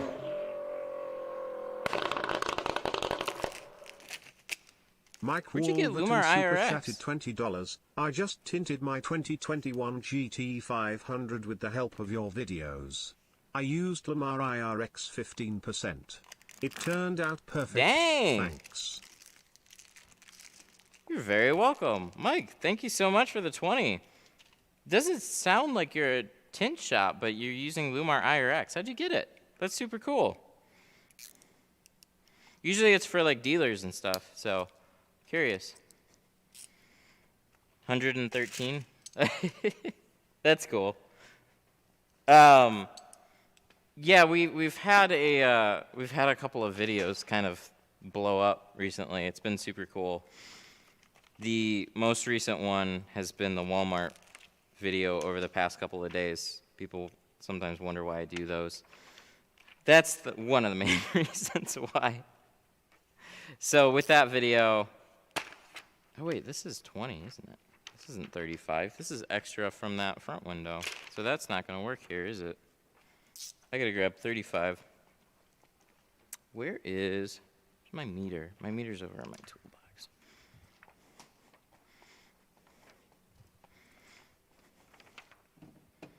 There it is. This guy. Right, this is 20. Yep. Good deal. Don't want to put that. That's a really bad thing to mix up, is having extra film laying here, and then you go to tint the other quarter window and you put a 20% over it when it's 35 in the front. Whoops. That would be no good. But yeah, that video was crazy. The video got like 150,000 views in the past like 2 days. It's nuts.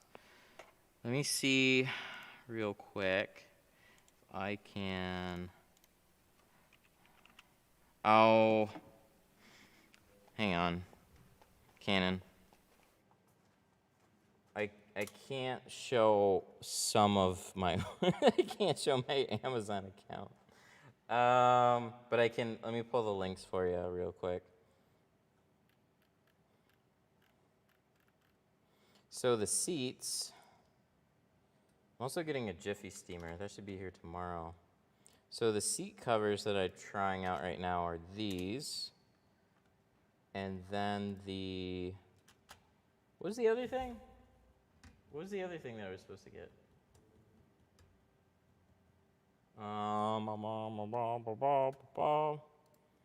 Oh, yeah, the desk. I remember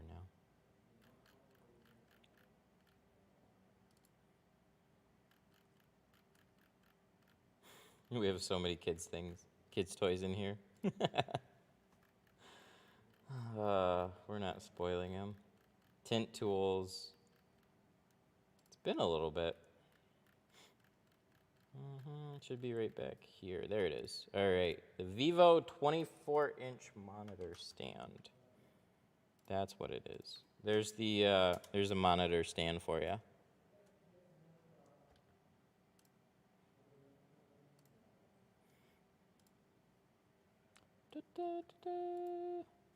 GoPro.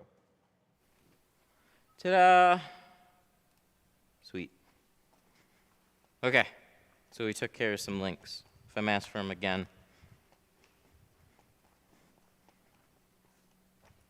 I gotta dig them up. 35. So we're gonna let's do this roll down, and then we'll do that quarter window. Let's just kind of keep moving.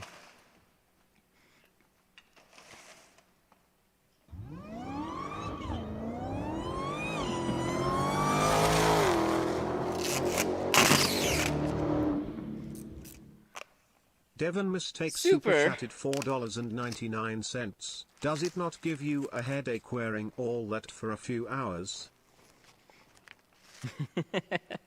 Devin, thank you so much for the 5. There's some days that are worse than others. Usually not a headache, but summertime it gets a little warm when I'm jumping in and out of the vehicle and I'm just like really cramped up. It can get kind of annoying. But you get used to it. We've been streaming with it for about a year now. Pretty regularly. The thing I think that really wore me out early on was just the overwhelming amount of chat. So it was like, it's one thing to kind of just be tinting while you're talking on the phone. But then when you stream it all and you have just like dozens and dozens of questions, it's just kind of like at the end of it, I would feel pretty exhausted. Now I've just gotten used to it where it's more fun, especially when everything kind of goes well. When we have a nice clean tint job, and at the end of it I'm like, whew, cool, good deal, that was fun.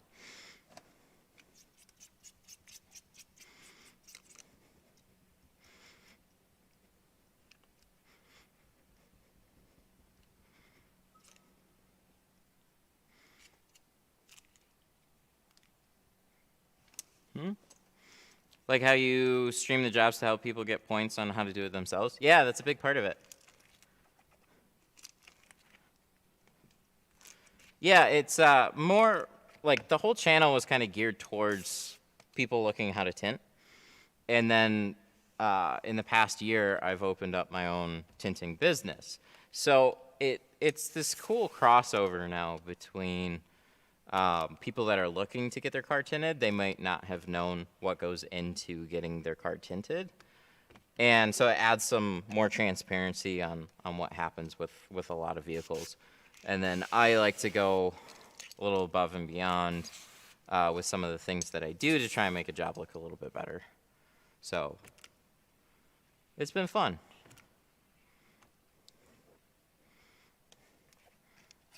That's what made me choose to come here for the job. Oh, I appreciate that. That's super cool. I remember, yeah, you came in and you were mentioning the Walmart video. It's that's great.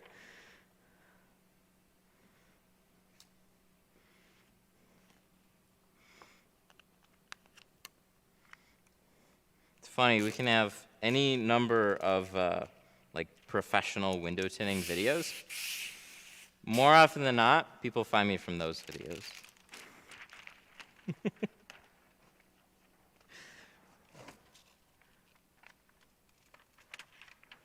But they just get a massive amount of views more when they do well. It's hit or miss. Sometimes they do well, sometimes they don't. But if ever a tint video does something, it's those videos. Messing around with stuff from like Amazon, Walmart, AutoZone.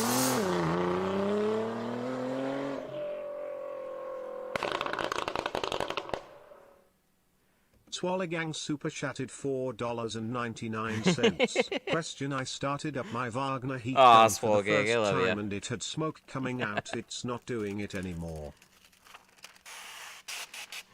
Swolgang, thank you for the oh, we gotta roll this out. Oh no, we don't. I'm so dumb. I gotta tuck this in. Yeah, so the smoke coming out of the heat gun, that's just oil. It's oil that was coating the heating element. It burns off really fast. There should be some type of like a disclaimer on that. Oh no, come on. I just need the little puck. That's not great. How do we fix this? See, that's what it looks like when you're kind of fighting with the side. You want it to lay down smooth. So usually the best way for me to do that is just take everything, push it back, and then lay it down kind of like that. It's easier. So when you can create a ripple that's farther back, is the smoke coming out of the front and back still normal? Well, it just depends on how you angle it. So it'll evaporate up. But yeah, all those Wagner heat guns, like all the heat guns, they all have like a, if you go back to my Fusion heat gun video, where that one sitting over there with like the orange on it, that's the $200 heat gun versus $20 heat gun video. They all have something that burns off in the very beginning. So it's just part of just how they are. So once it burns off, it's fine. That's just how it is. I mean, if you keep turning it on and off and it's still smoking for a while, maybe you have a defective one, but it's probably just the oil that burned off.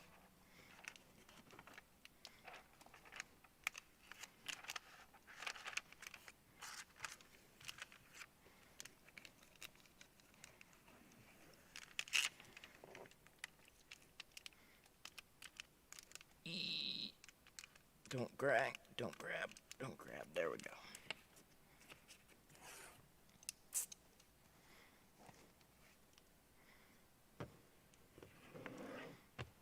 Do scratches and little chips on the outside impact the tint?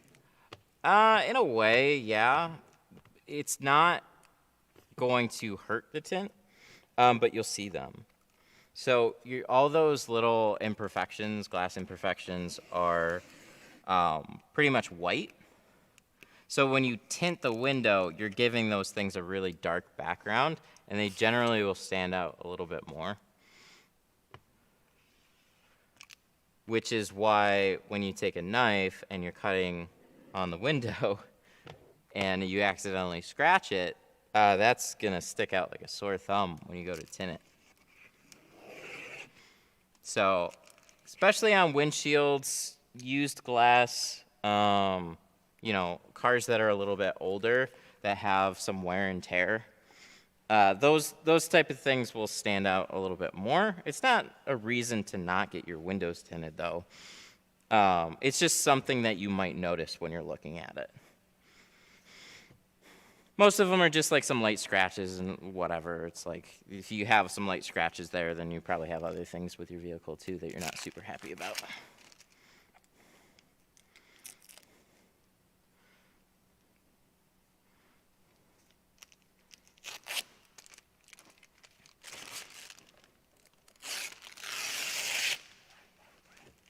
I want to tint my F-250, but I've never done it before. It'll probably screw the cruise. Probably.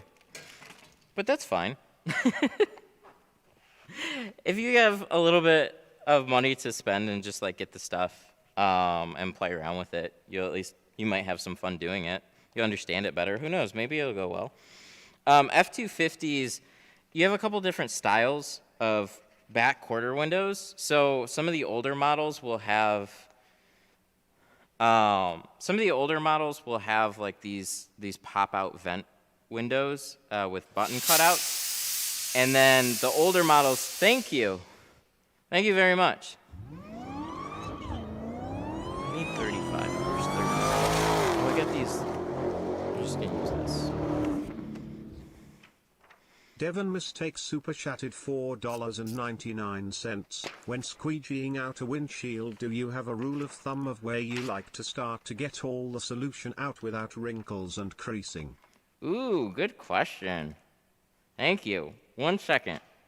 Real quick on the F-250s, if it's like the older model, you might have a rubber gasket back window. If that's the case, I don't even like tinting those. They're not super fun to do.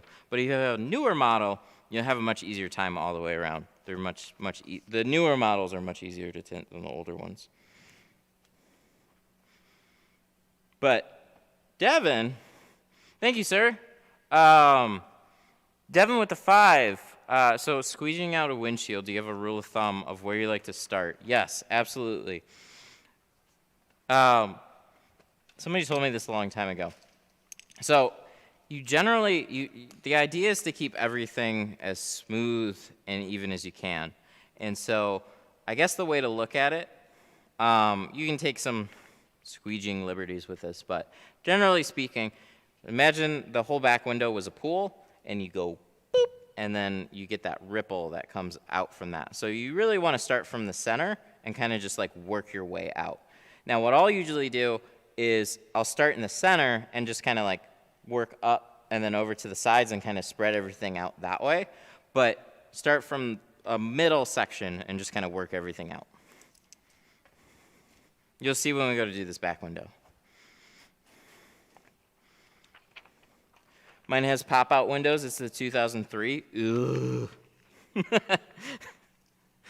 I don't know what to tell you about that one. If that one popped up on my schedule, I wouldn't have a super fun time with it. Is it a solid back window or is it a slider?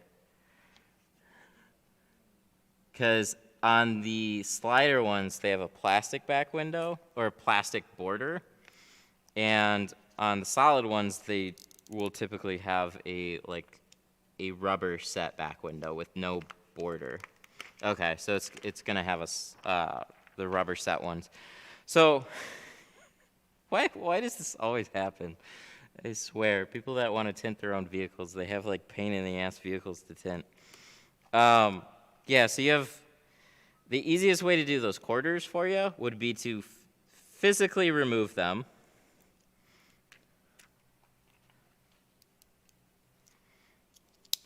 That's my problem then. Working side to side, got a crease on the right side. Oh, yeah. Just start in the middle, work your way out. It'll go much better the next time around. Good question. See, if you go back to all my, don't go to all of them, but like if you go through the videos, you'll start to see that trend where I always start in the center, work my way out.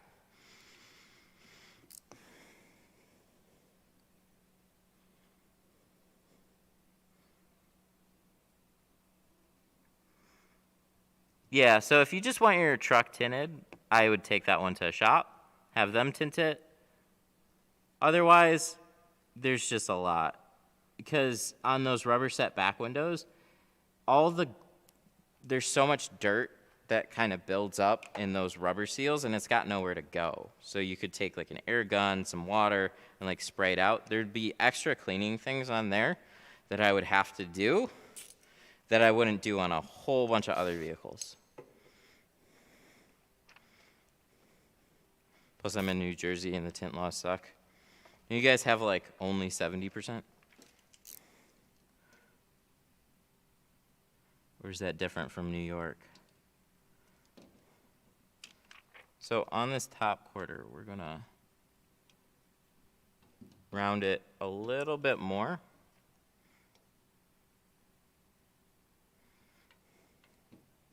There, that should line up pretty good. 2015 Altima. You have a great car to start on. Really straightforward. I think we streamed one not too long ago. But Nissan Altima all the way around, very straightforward. It's probably one of the most straightforward cars that you can get. It's a good day when I got an Altima. Dark as you want on the rears and absolutely nothing up front. Oh, sounds like our state.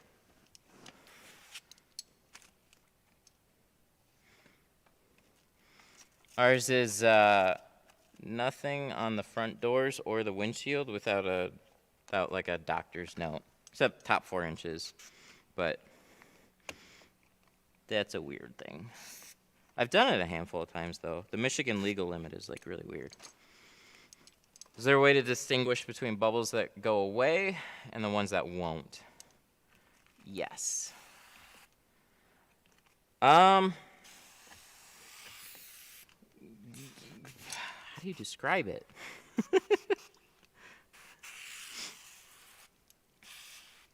So what you're looking for is like speckles.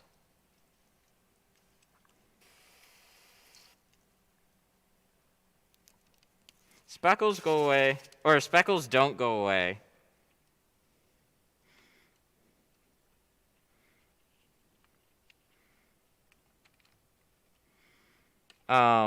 Every window will have some type of water pooling up in it. And you got to wait for that stuff to dry out. But for the most part, like, you know, I see this quite a bit in my Facebook group.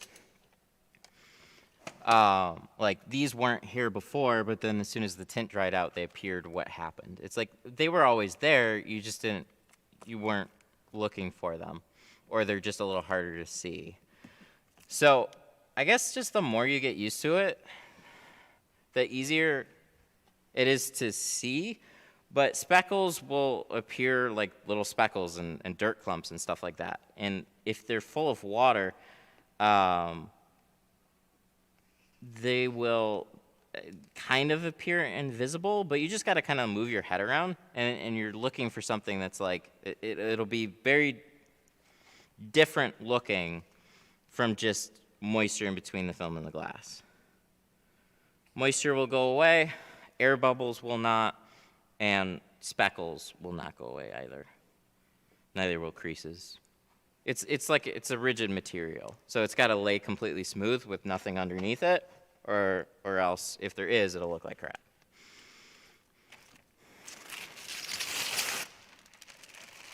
Put 5s on the back, 35s on the front. Cops haven't given me problems. That's a good way to go. It's generally how most states are. If you stay if you stay kind of within your guidelines or just lighter on the front in general, and you kind of blend in with traffic, it's not a hard rule, but you'll usually be okay. It's when you want to have some fun and stand out. That's when you have all sorts of problems. But you could always pass a cop on a bad day. I have a 99 Prelude.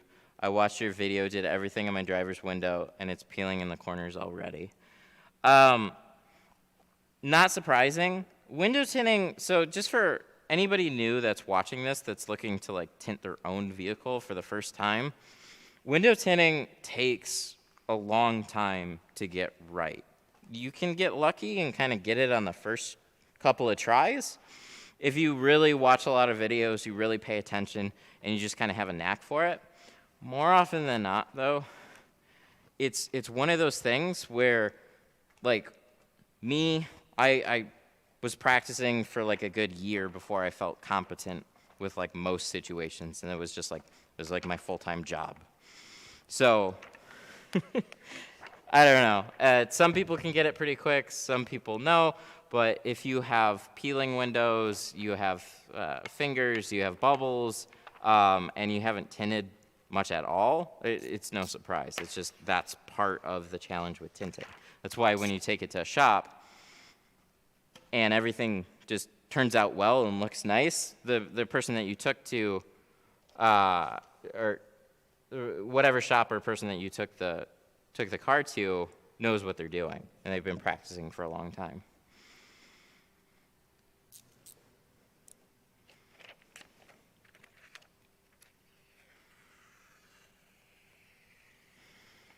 So this right here is typically big enough for quarter windows that are sitting right there, which we should tape up here.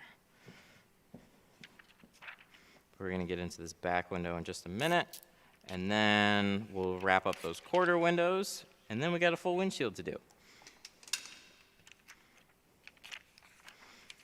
So all I'm doing here is rough cutting, just kind of sizing up extra material, leaving it overlapped, but still, you know, within an inch or two of the border. Just kind of makes it easier to shrink. Less material I've got to fight with.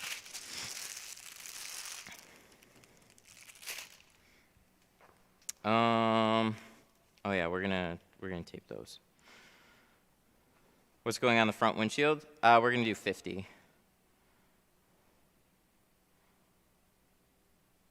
But I do have to take the fronts off when it's time to get inspection done. That's why I'm using cheap film. Ah, okay, gotcha. No problems there. Inspections are no fun, I hear. We don't have state inspections here. We're lucky.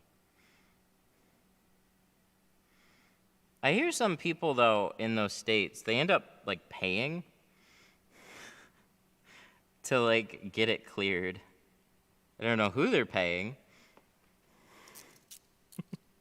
But that's why I heard, like, some people actually get more expensive films and it's not an issue. Because they end up, like, paying a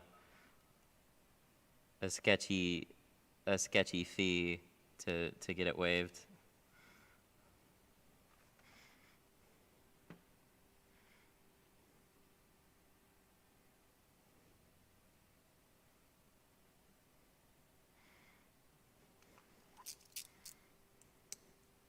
There we go. Did somebody ask about a back window today? I don't remember. Oh, somebody asked about squeegeeing a back window.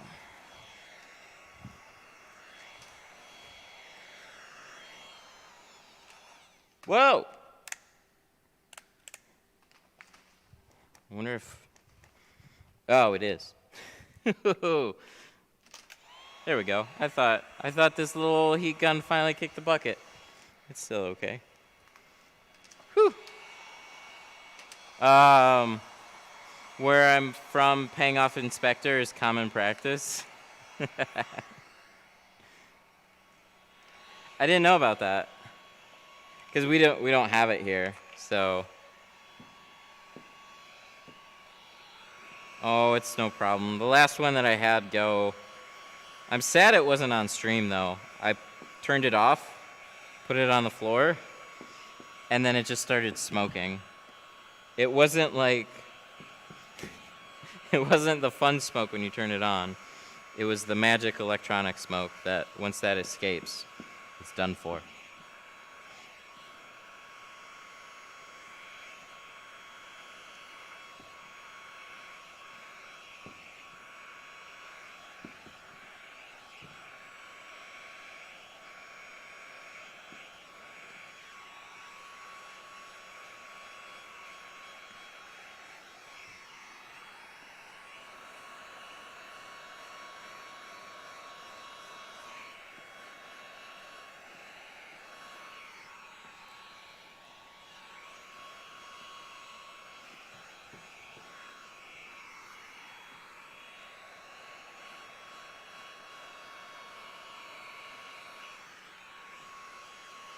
Whoa, what? In New York, we pay full price to get ceramic. Then when inspection comes off, we pay $99 to get stripped, inspected, and retint with the same film type. So you pay $99.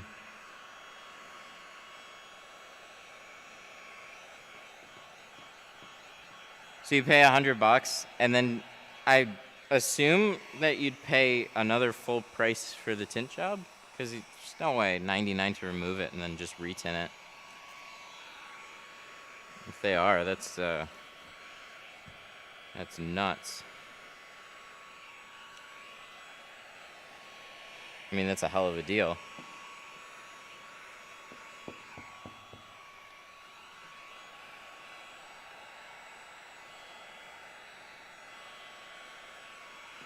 Oh.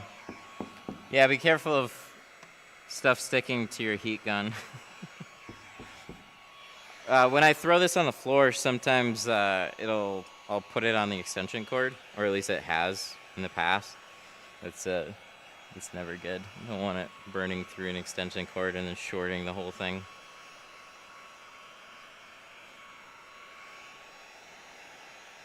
That's the deal. Dang. Yeah, that's crazy. Pay for a full tint job, pay $100 at inspection time, and then just retint for free. That's nuts.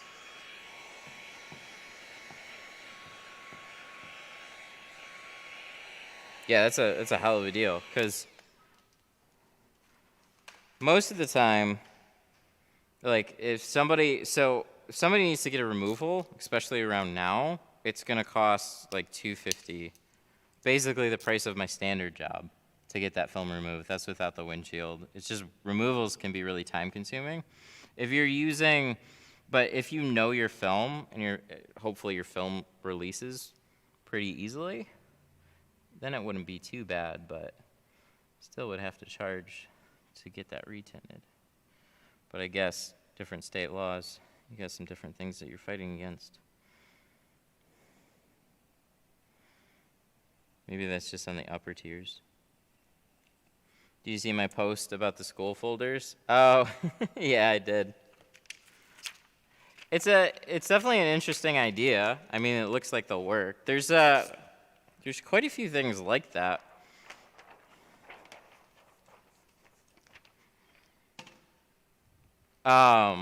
Like a handful of window tint tools that are doing that same type of thing. If I happen to come across one, I might pick it up. I like how they protect the door panel a little bit more, but it's kind of what the shank does, just not as wide.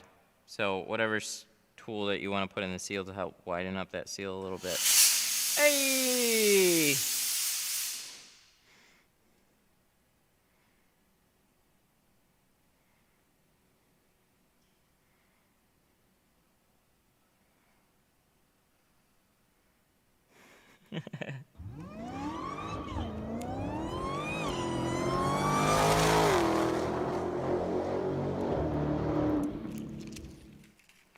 Jose78 Rios super chatted $9.99. Good afternoon. How are you Jose. all today? I'm sad because Chios held kicked my son's Jose butt.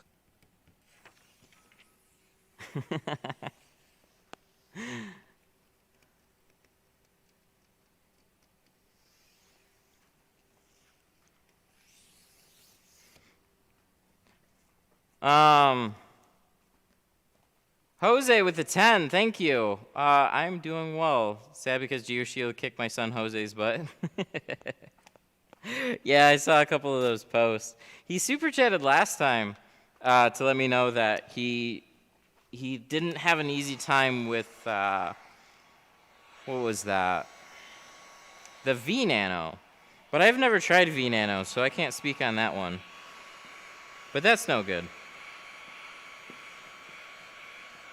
But if he had a much easier time shrinking Lexan ceramic in that case, then hey, they got a good shrinking ceramic, it sounds like.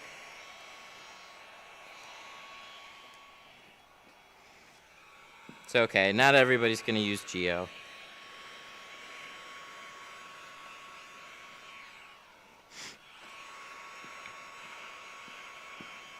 Yeah, I've gotten quite a few questions about V Nano. I probably should have tried it, but I never saw where it fit into my...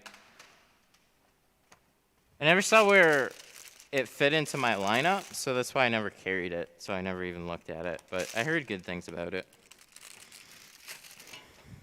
I liked how the glass tape protected the stickers. Me too. That's a fun little trick.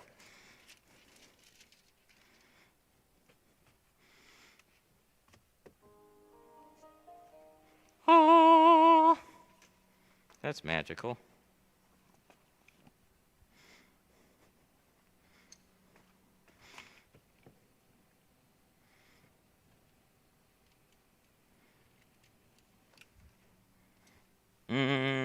Chat, I'm looking for a good tint brand in the Netherlands. Ooh, chat, help them out if you guys know of any.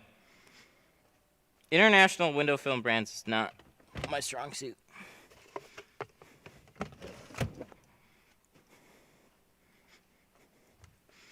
We gotta throw a couple of these things out of the way. We're gonna put them right up here for now.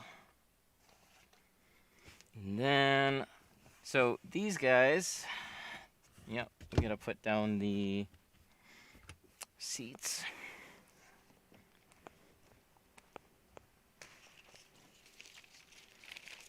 Take a couple of these scraps. We can throw them away. We can put the film on those quarter windows. That'll be fine.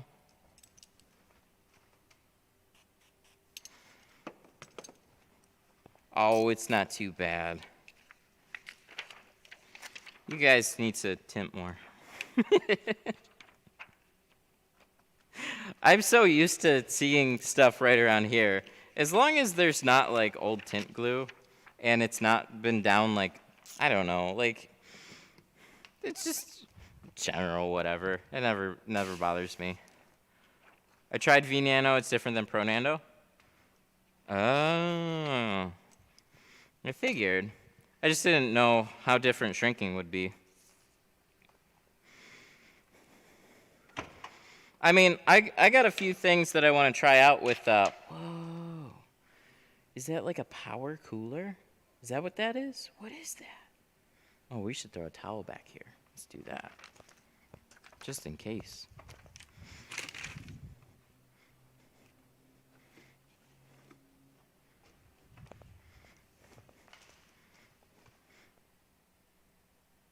It is.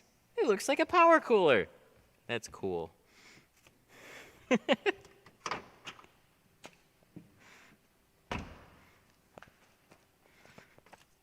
I had to look. I'm always curious.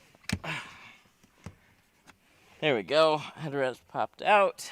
This one, same deal. Lean them forward, pops right out. Put those there. Let's go grab one more towel here.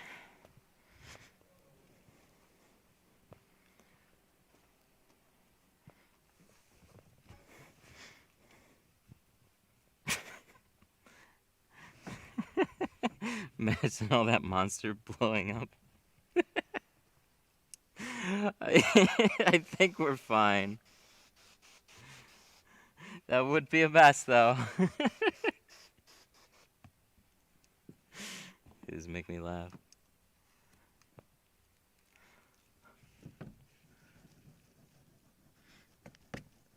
I just hope whatever it is, it's not caused by me. Cover things up, get them tinted, and they will hopefully arrive in the same state that they came in.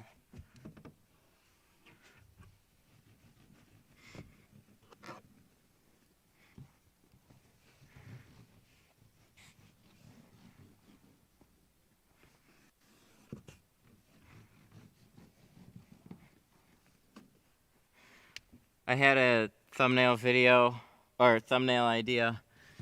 Take some old purple tint pictures and then... Oh, I see what you mean. Those detail videos are nuts. The views on those is insane. It's like, people like seeing extremely dirty stuff getting cleaned. I guess the unfortunate thing is, I don't run into that very much. You guys that are down south, if you guys did more with video on like old removals, you probably could get a similar effect with your videos. Extremely horrifically tinted or extremely old, dirty, cheap tint removed. You'd probably get some good views off of that. But I don't see that very often.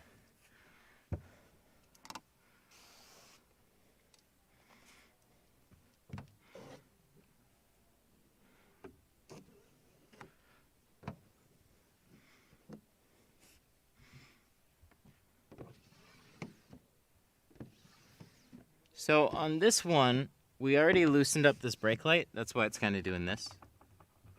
So I've done it a few times on stream. It's just kind of, it doesn't take much work, but with this headset, it gets annoying. So that's why I already loosened it up.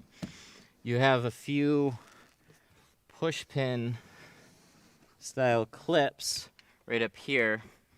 Pull this down just here, and those bolts, there's 3 of them, 1, 2, 3. You just loosen them up. You don't have to remove them. If you want to get this third brake light completely out of your way, you can do that. But I can see it being a total pain to try and put back up there.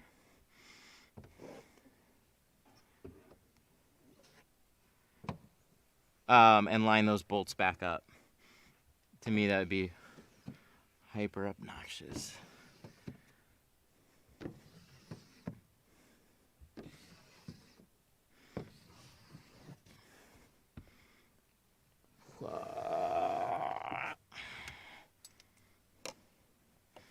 I'm late. Banned. That's a hard ban. I'm kidding.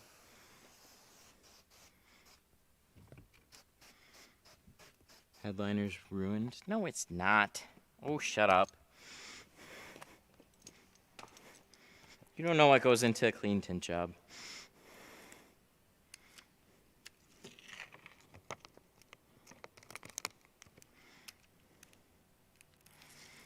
It's probably the last thing that we're going to have to figure out how to cover up better, though.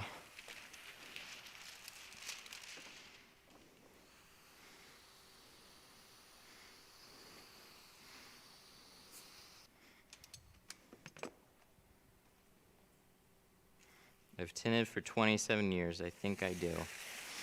Ay, ay, ay. One of those guys.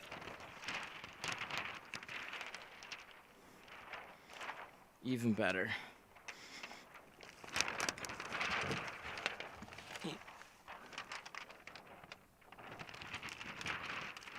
Oh. Oh no. I hear everything is monotone. So I hope that was kidding. Or else I was just going to be like, oh no, did we actually get one? I don't care if you've been turning for 5 years, 10 years, 100 years.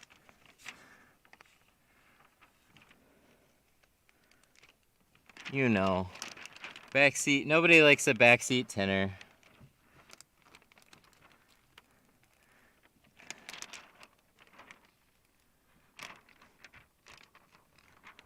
do you protect the headliner? The headliner is not getting sprayed. So you get water running down the side pillars some.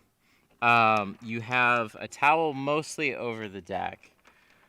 We're not spraying the headliner.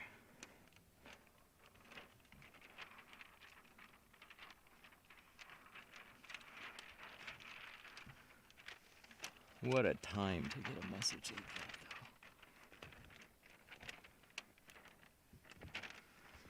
though. We gotta give it a little shimmy shimmy.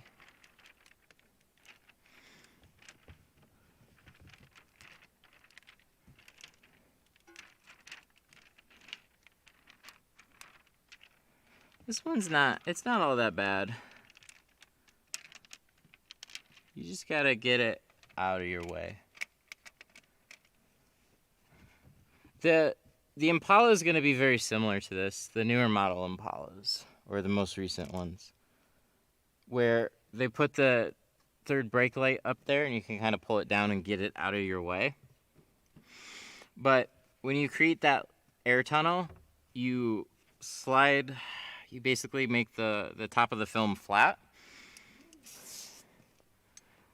and then you can shimmy it straight back up under without actually brushing against all that stuff. On the Challengers, you can just pull down that third brake light or remove it entirely, whichever one you feel like doing.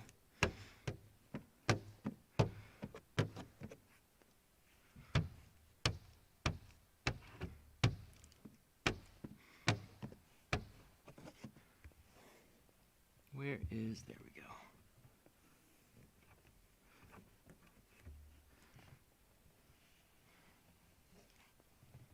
Have you done BMW 330? Yes, done quite a few 330s. Removal and retint. Oh, well, you gotta have it removed. We just did a 2022 M3. That was pretty sweet. Obviously that didn't have tint on it already. Full removal is basically going to cost you the same price as the entry-level job. It's just very time-consuming. More so if you need the full windshield.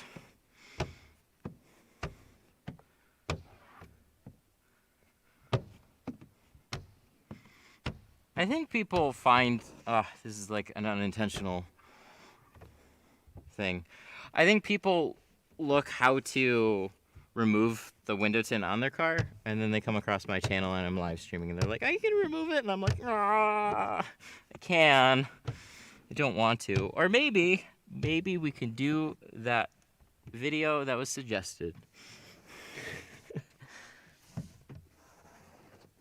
I've done a couple of removals live. Man, so time consuming.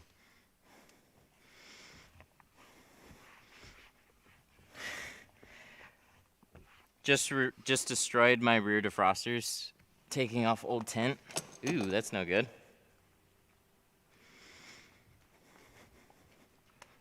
So we got a little bit, needs to be pushed out right there.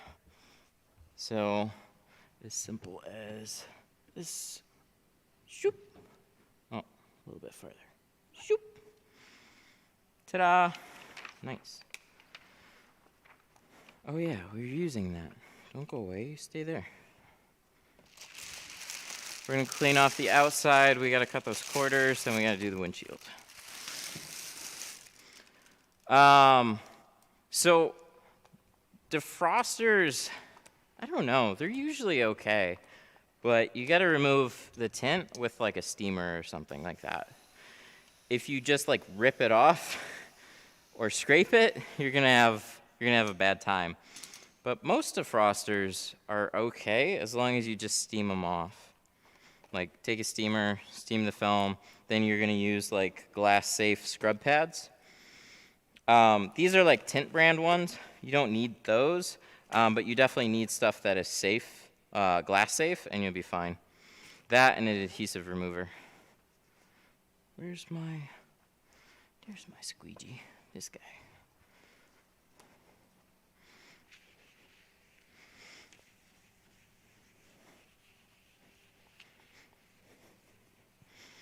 I'm driving. I'm only driving this way to piss you off. Nice.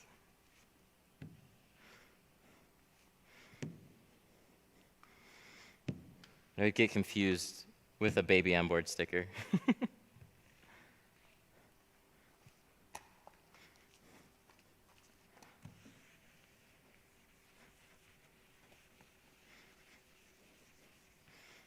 We're making pretty good progress today, huh?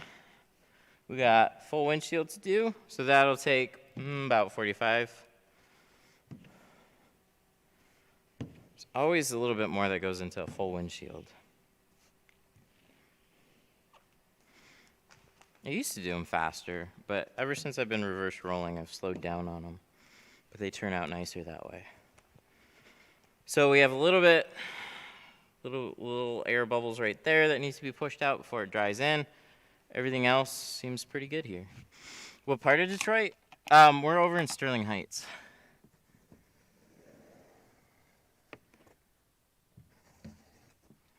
So not Detroit, but we're not too far out.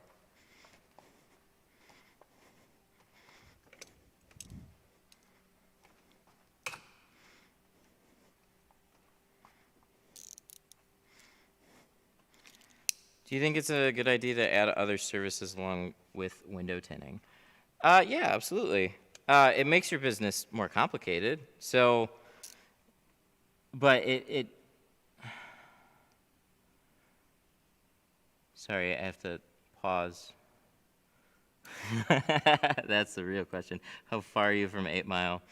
We're pretty far away. We're actually on, oh man, I didn't even think of this. We're off of 18 Mile. So we're about 10 miles away from 8 Mile. That's so funny. What was that other question? What type of overhead do you think it's a good idea? Oh yeah, other services. So the thing to keep in mind is whatever other services that you bring in, they take time and effort. So you need, they're good to bring in, and if you can do them all yourself, that is good, but you're definitely going to need somebody to do them for you, to run them efficiently as a business, or else you'd just kind of be playing with your own time. Why don't I do vinyl wrapping and window tinting, or why don't I do vinyl wrapping and paint protection film? It's like, well, they all kind of trade off.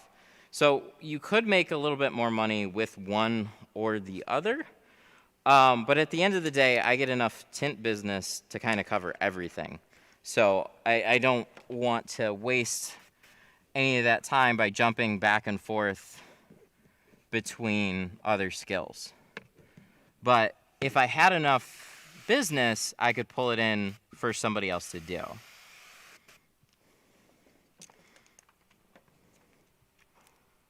But there are those times of the year where if you're slow on tint, something else might pick up in its place. So that could also help keep you busy. But generally, working at some other shops before I went out on my own with this place, they'd want me to do window tinting, and then they taught me, I learned how to do paint protection film, and then we were doing paint protection film for a little while. But jobs were inconsistent, and they would always pull me off paint protection film to go do window tinting. So it's like, the paint protection film job would be expensive, and we'd get a good paycheck from it, but it was more time consuming. And at the end of the day, with all the back and forth, it's like, how much did we really make or lose by putting off some tint work and stuff? So a detail, so tinting after the car is already clean, seemed like a good thing to get into. Yeah, it's not a bad thing to add on. It is a whole nother skill entirely, though. So play around with it, see how you like it, and then go from there. Sometimes you can find a window tint company or a window tinter that you can kind of partner up with in a way, and then you still sell tint jobs, and then you have somebody else do them. That's a real smart way to do business. I don't do that at all. I only do tint work. But my above and beyond and all that is like doing video and YouTube and all that stuff.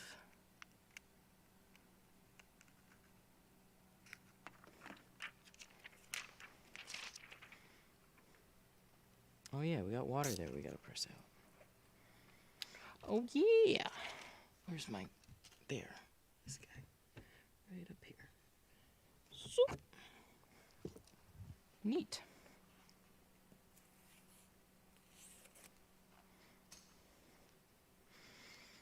Corridor windows, almost done. Once that's done, we'll wipe off the back. We'll make sure that's pretty much touched up. I'm gonna put the brake light in last. I just wanna make sure all that dries out up there. So we'll pop this corridor window in here. And then we'll get onto that windshield.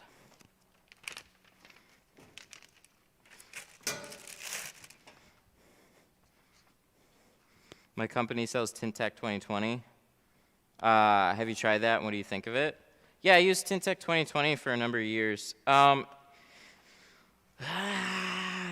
wasn't amazing. I have a lot of problems with patterns across the board with quite a few softwares. TintTech, some of the newer cars were generally pretty late to get there. And when they were there, they'd have to be modified quite a bit to actually work with a car. And then there's quite a few ones, like if you go to the, like the 2012 or 2010 Fusions, I swear the patterns still need to be edited to be installed. So my dad's shop is using TintTech 2020. They've been using it for a number of years. They kind of know what needs to be adjusted, but that's like my biggest problem with it. It's kind of like an okay solution, but it's not amazing.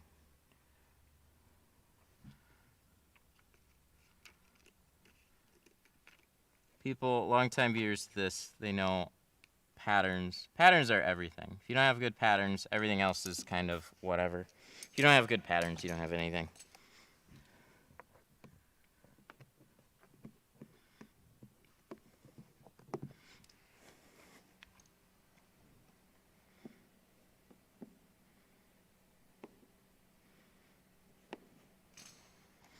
Yay!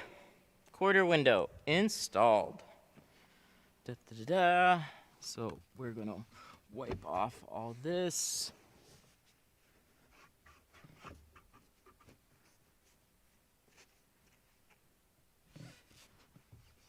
How long to keep windows closed after tint? The shop that you get them tinted at should tell you if you are. But rule of thumb, 2 to 3 days in warm weather, 4 to 5 days in like fallish weather, and then like a week in the winter.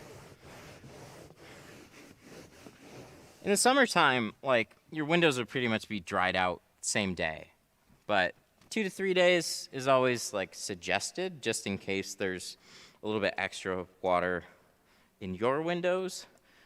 But you should be able to roll them down, honestly, right away with no problems. So I could pick any one of these windows. Oh, wow. Oh, no, I dropped their sunglasses. Oh, shit. Gotta put these back. I didn't realize they got stuck in with my towels.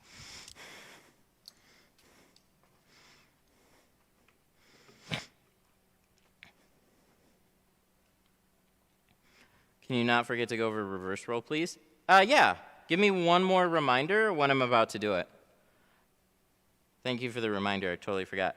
I've had quite a few tech calls about TintTech with sizes, so I know what you mean. Yeah. You broke the Gucci glasses. No! They're not Gucci. Clown face. Wah, wah.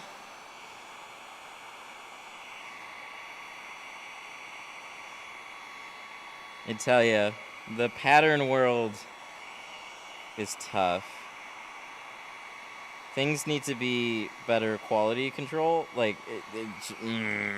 man.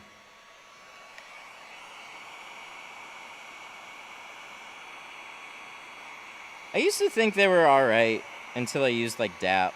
DAP was way better on patterns. But the problem with DAP is that it's locked down to XPEL. So if you're not an XPEL dealer, then you're not getting DAP. So I get it. I get why they're doing it. They opened it up to so many people, and then they closed it off. Those bastards.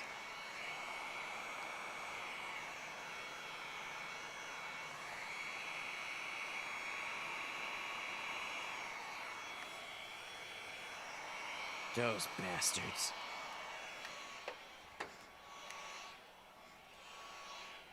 But we're going to be trying another software here pretty soon. As soon as FedEx can get their stuff together with my plotter that is supposed to be here and supposed to have been here for a while. Oh, it turned away. I looked at my system and it said it would be out for delivery today. I'm like, yeah, you looked at your system. I did too. Did you call? Well, no, I didn't call, but it says in the system. And then guess what? It said in the system a few times. There's a problem. Sorry. The FedEx rep really did sound like that. He was overly annoying.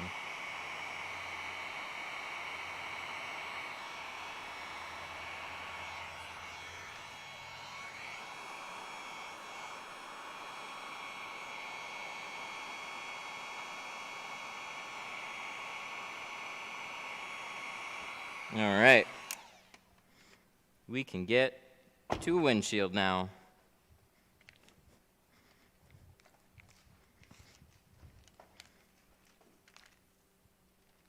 It's just, oh man. It's one of those things where it's like, you know, I don't use them. It's okay. It's taking a while, but now I'm like keeping an eye out for it.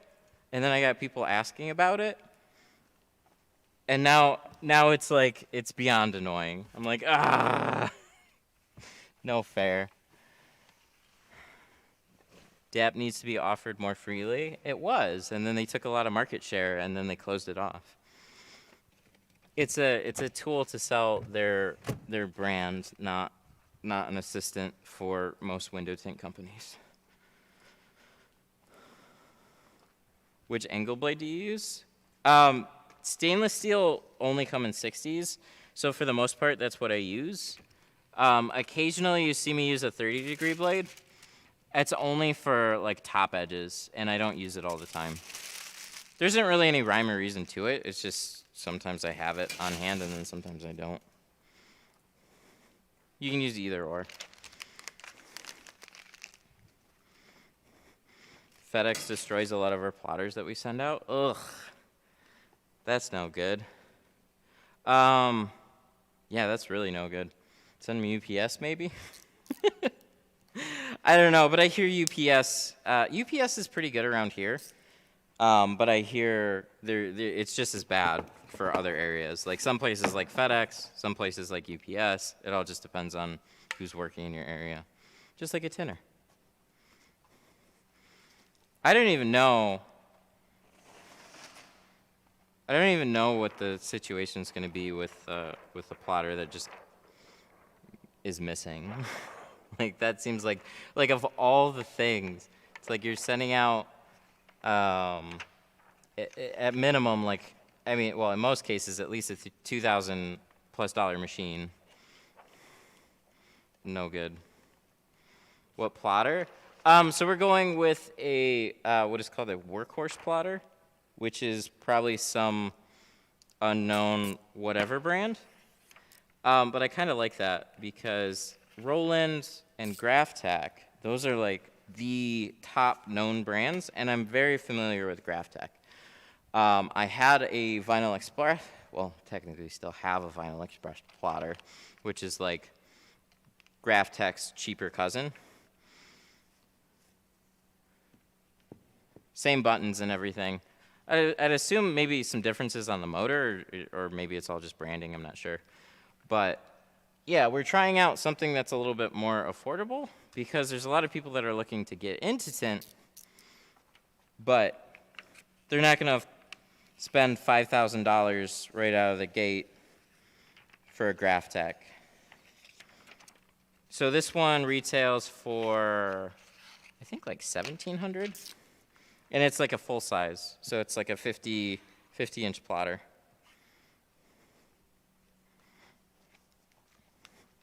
FedEx hates our 100-pound plotter.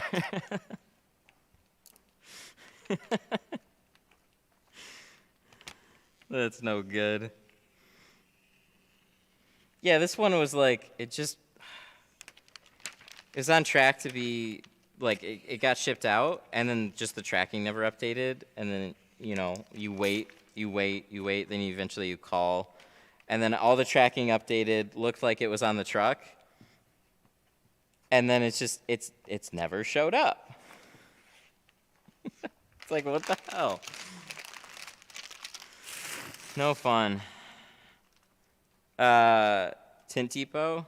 Yeah, through their Plotter Depot website. They've had so many questions about plotters and like them stocking plotters and stuff like that, so they decided to finally take it on. I've been working with them for a while now, so it was one of those things that's like, they're like, what do you think about plotters? And I'm like, oh, let me tell you. And they're like, yeah, I kind of figured. And I'm like, but if you had decent software, that's what really drives me crazy. So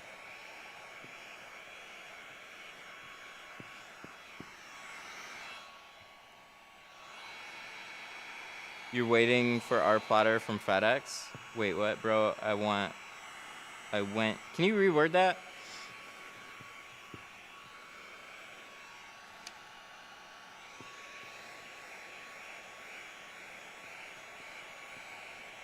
Did it ship from you?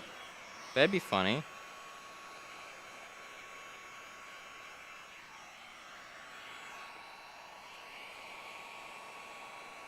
Man, this just got real interesting real quick.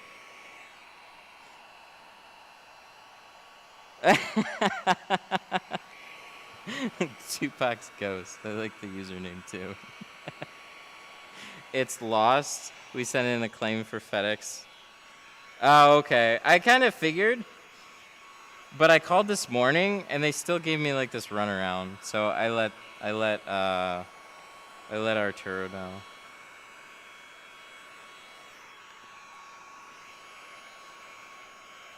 Yeah, that one. What the hell, man? Oh, it's so obnoxious. I'm not mad at anybody other than FedEx. It's just like, it's so annoying.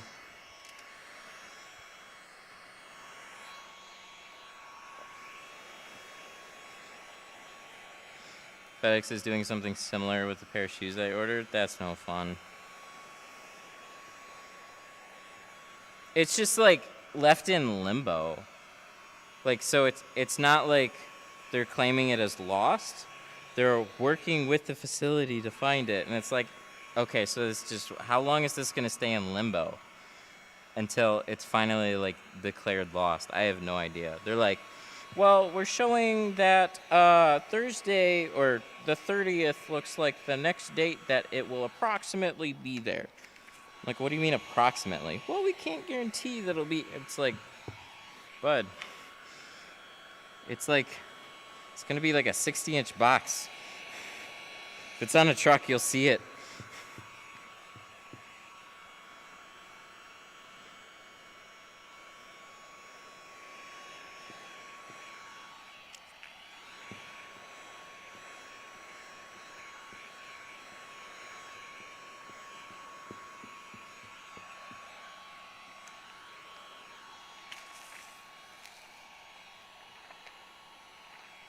I thought those purple triages were too flimsy.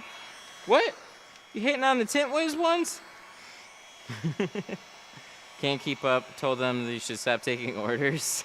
Yeah, but they won't do that. It's cheaper. Makes more money for them to just take on everything and then deal with the problems later.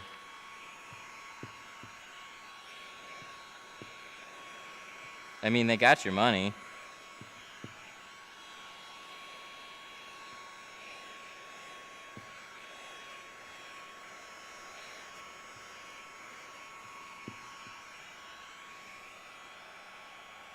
That's why I ship everything out. USPS flat rate envelopes. Those things, they do pretty well.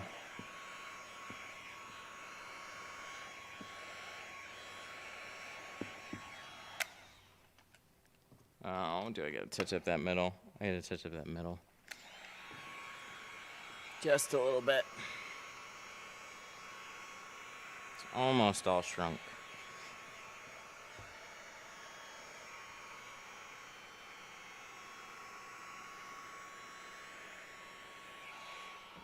What time is it? I haven't even looked at the time. It's 4? Oh, we're doing pretty good.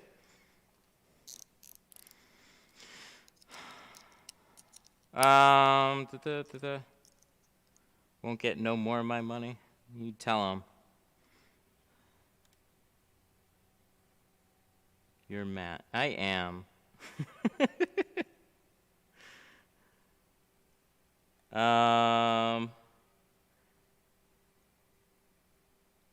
There was one more. I'm trying to find where it was. Oh yeah, I have to say the Tint Whiz gave me those purple tri-edges and I thought they were too flimsy. That's unfortunate. I really like the hardness. So if you don't like those are going to be most. You see, I like tri-edge. These used to be laid out here really nicely, but opening and closing this. So if you like the material, but you're not a fan of the hardness, so these are the purple ones. These ones are just like the blue ones. So blue is like the medium stiffness. So if you think these are too flimsy, go a step up and try the yellow, and then the orange ones are about as rigid as they get. So I don't know. I really like the yellow ones too. They're definitely more firm, but it's a little I love the tri-edge cards. They're awesome. How's your day going? Not too bad. Can you sand those down? Yes. Oh, wow, you asked at a great time. They even made a tool for sanding it down. So this is called the Smooth It. So I should buy some like 1,000 or 2,000 grit sandpaper. So they sell this tool though in a couple of different grits. I think you can order them in a pack or something. But what the owner says is spray this, take your tri-edge and just, and then that'll help smooth your tri-edge so you're not going to scratch your film, or if you do, it's going to be much less. So I've noticed like some films, they have better scratch coats than others. So it's really, maybe they just don't like the film that you're working with. That's always a possibility, but Gio's got a pretty good scratch coat.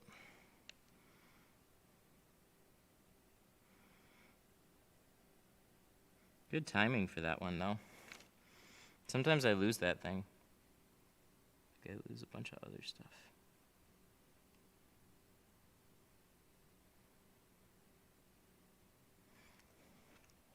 Those things don't scratch easy. I'm using Lumar. Ooh, Lumar's got a pretty sensitive scratch coat from what I've heard lately. So if they're good for Lumar, then they'll be pretty good for everything.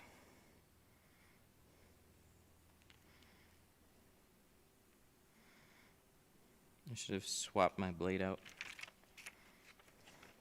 I still should.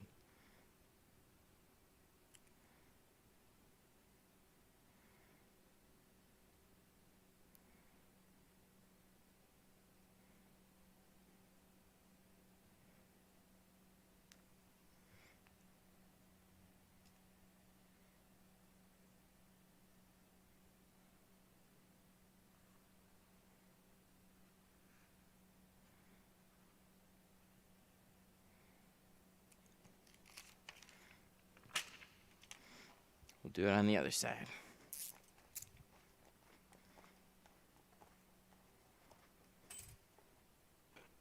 I think I need to get some more. I think this is the last blade in this one. No, shut up. Did I? Oh my God. I will literally die on stream if I actually got my plotter today. If they somehow found it and got it to me. Canon. Canon. Come on. I have to check. I'm gonna look right now. But I'm not leaving to go look right now. No, so it's not gonna be at this address. It's gonna be at my home address. But that would be so funny to be complaining about it this whole time. And then if it's delivered, I will literally, like, after I finally get done bitching about FedEx. No, that's not it. I don't know. I'm not seeing it yet. Let me see.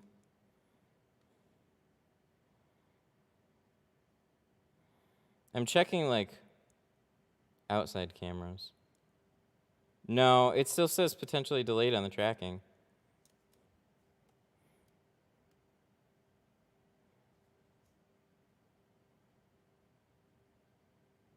You lied. Nope, not.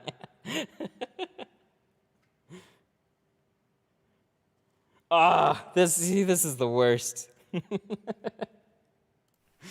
It didn't actually get there, and now I'm disappointed again. Dang it. And we're back to where we were. Nope, they lost it.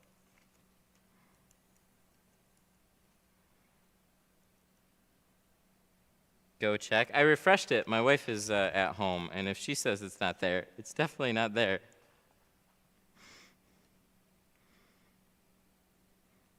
I'll check again in a little bit, but we've had UPS, we've had USPS, no FedEx today. It's like Christmas just got taken from you today. No! Yeah, that would be, it's about what it feels like. All because of a plotter. See, now you guys see why I despise them. They just always let you down.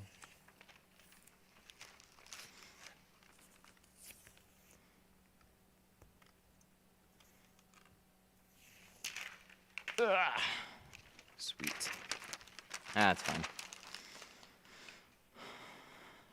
Do you know Turkish? No, I don't. I'm sorry. It says package delivered. Maybe. So we got. I can't say this on stream. We got decals that were supposed to be earlier. So maybe it's that? That was kind of funny. It's like we got overnighted decals and those came real quick. We didn't get the plotter yet though.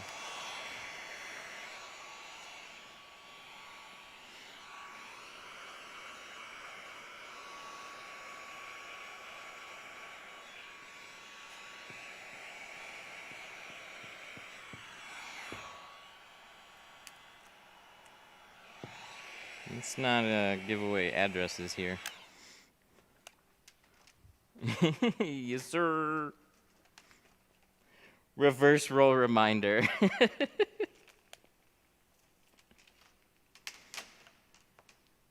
Never mind, that's the decals. Yeah, that was extra disappointing.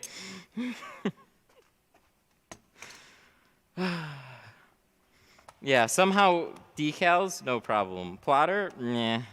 That's a different story. This is great awareness. The fact that we're getting a plotter, though. You're getting a plotter? Yeah, we are. Well, maybe, if FedEx can ever get their stuff together. All right, so there's a couple of people asking about reverse rolling. So we're getting there.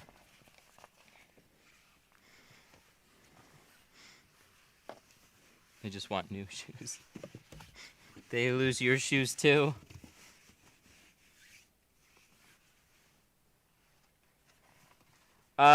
Which one? So I can copy exactly what you're doing? Well, hold up. Hold up. Let me test it first, and then if it sucks, then you know not to get it. Those were the decals.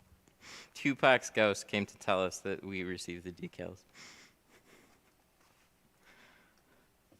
He came back. Yeah, from Plotter Depot.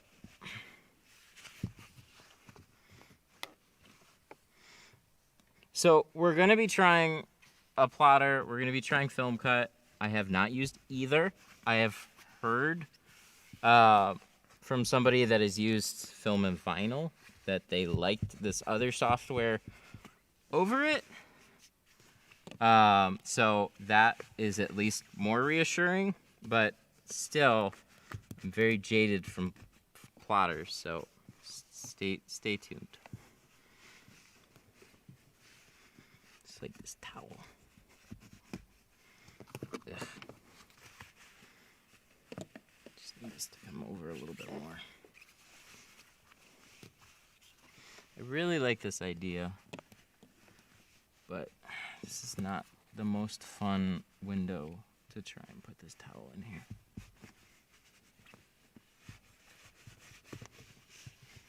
There we go, that's a little better.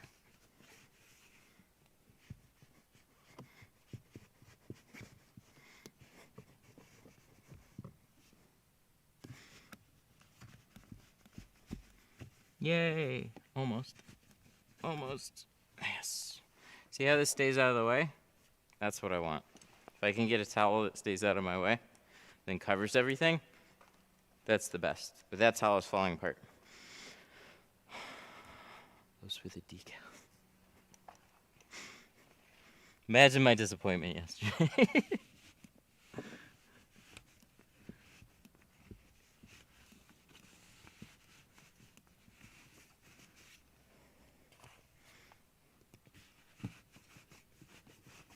No soak rope. This is the dash protector.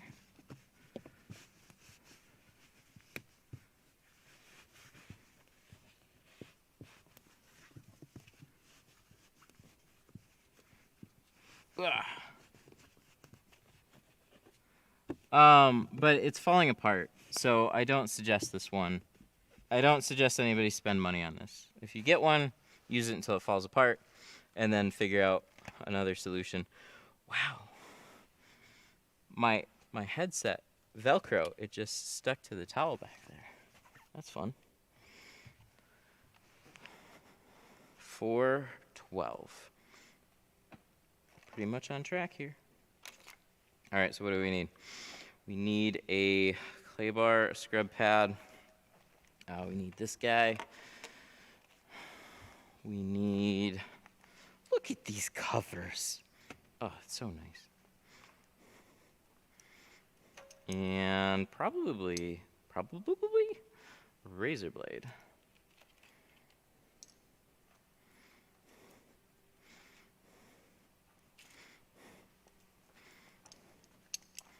Those bots in the Facebook group. I know, it's getting out of hand. They got smart. They've adapted. They used to just make posts. There's still about 20 posts a day that are automatically getting removed.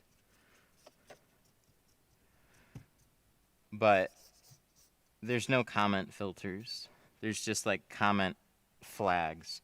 So I have a lot of that on a flag, but yeah.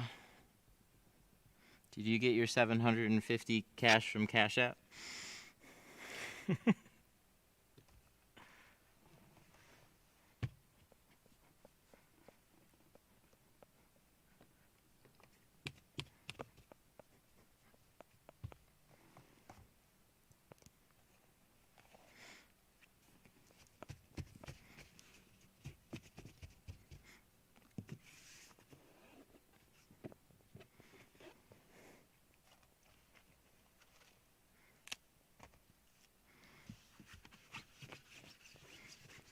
See, look at that.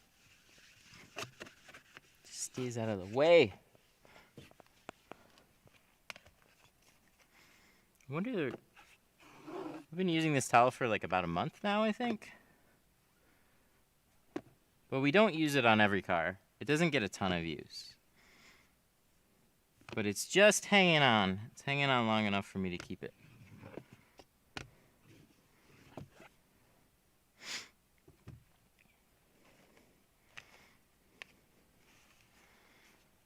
You don't use rewind anymore? No, not really. Clay bar kind of took care of some of that. I never liked the grit off of it. It's a handy thing to keep around though. But yeah, I haven't been needing to use it. Clay bar, scraper, scrub pad, and then you can add it if you want on top of there. I never used it on back windows. It was pretty much on like windshields and roll downs.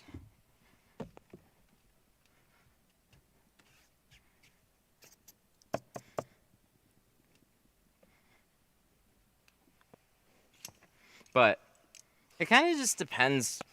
With a lot of with a lot of just different cars, you kind of get a feel for what's needed and what's not. Most newer, cleanish glass, you don't need as much for it. You've never needed a lot for it. So all those things were kind of extra. And clay bars, they're really good at like cleaning out defrosters, top edges, and stuff like that, and picking up some extra bits. So not even wholly needed for windshields really, but they're definitely handy to keep around. It's kind of like clay bar, scraping with a razor, and what did I say? Scrub pad? Oh, no. Scrub pad, clay bar, razor. Those are like the main three things. And then where is my... Oh, I like that. Those. I'm a fan. Is this carbon, ceramic, or dyed? This one's dyed.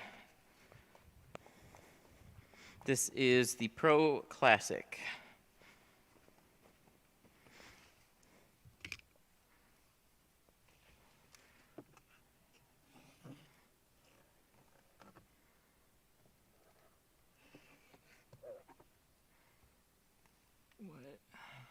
Okay. So this cutout here, I don't like when they do mirrors like this, but the cutout's gonna look fine enough. You have a camera system right here, so you don't want to spray a lot of water around it, but it doesn't have a frit border at the bottom. It's just straight glass. So you kind of just, you guesstimate your cut to go around it. And just kind of, I've made it as seamless as I can. With just the, it's got some, oh no, it doesn't have those lines. I've just kind of followed it straight across so it stops here. And then I took a cut straight across here and I just kind of did this nice little round up with it. So it kind of made it look like it would have been factory that way. But it's obviously not. But that's about as good as we're going to get with it. So, just want to make sure I clean. Have you tried the nano ceramic tint yet? Yes. What, the new Apex stuff? Yeah, we just did a live stream with it the other day. Finally, I had a sunny day yesterday. My next thing that I want to do is a comparison between whatever the top 3 or 4 high-end super ceramics are. So like crystalline, XR Plus,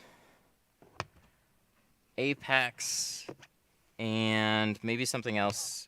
I don't know. I was tossing around either like something like Solar FX because a lot of people use them, or maybe like a Lumar one if I can get my hands on it.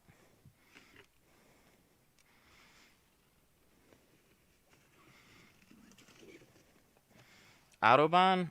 I don't think enough people heard of them, though. It's got to be like a staple. A lot more people have heard of Expel, Lumar,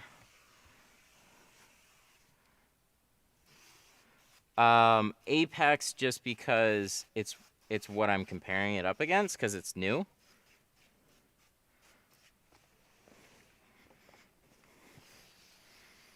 Because there is a little bit of haze with it that I'm not super happy about. I think the Pro Nano is going to be more clear than that.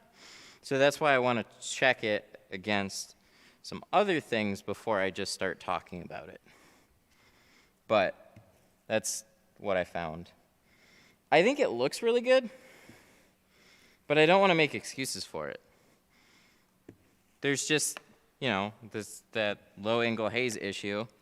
I guess maybe when you put that much in it, but overall, it looks really good, but it's definitely got a little bit. Suntech? Maybe Suntech. But Lumar's in there, so that kind of covers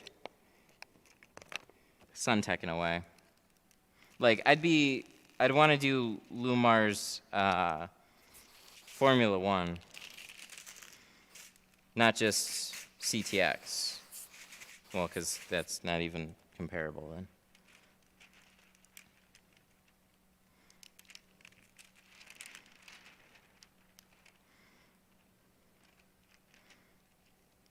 But, like, I don't think it's a thing that you wouldn't get to your car, but it's definitely one of those things that if you did spend the money on it and that's the way they just kind of all look, you'd want to know ahead of time.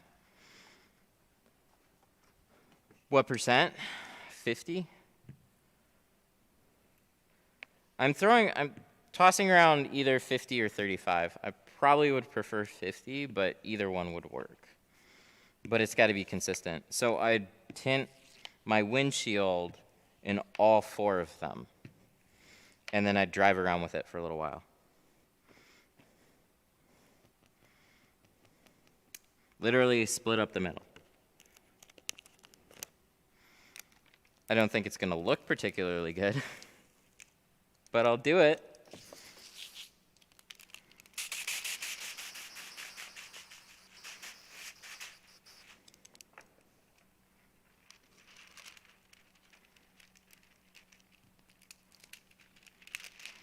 So I've been driving around with Pro Nano for the past year, and I've been really happy with it.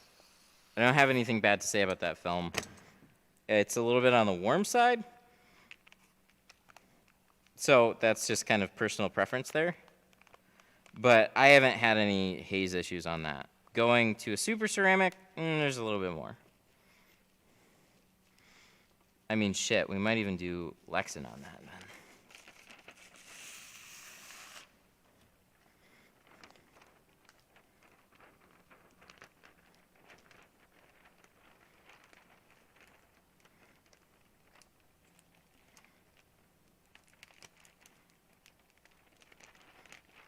What would you recommend? Somebody said 40 ceramics like 50. No,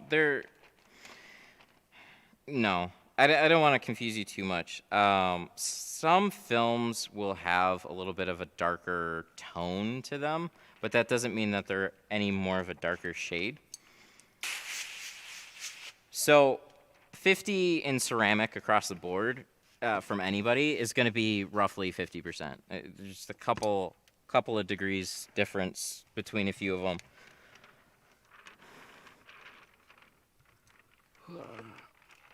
Oh, God.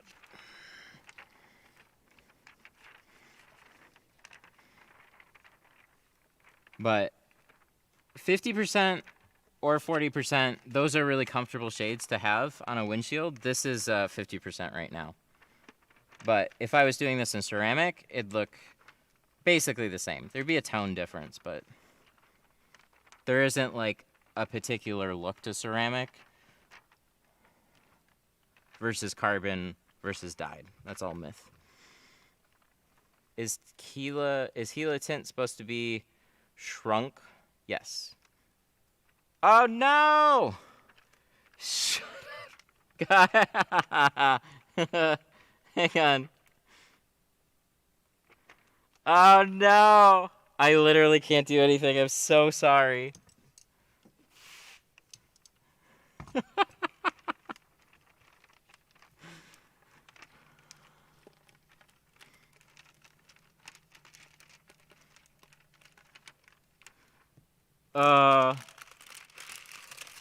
Reminder for next time.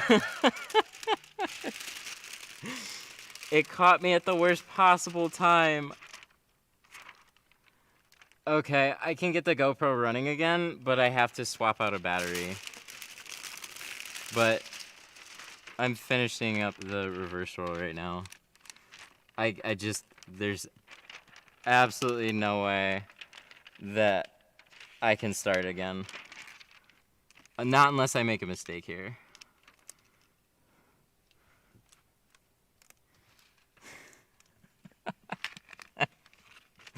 That's like the ultimate letdown.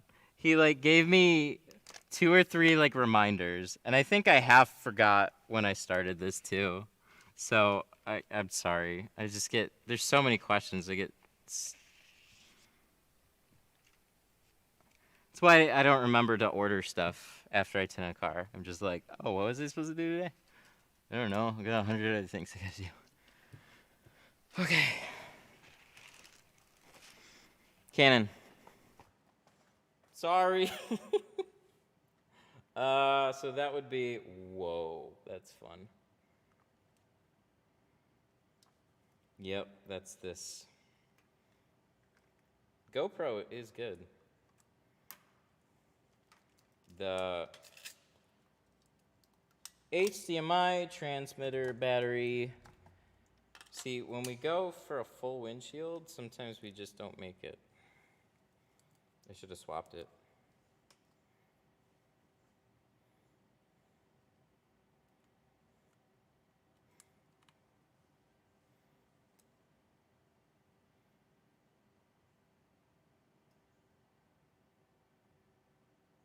I got a windshield sitting on here too, so I gotta get this solved quick. Come on. Come on. All right, 2 seconds.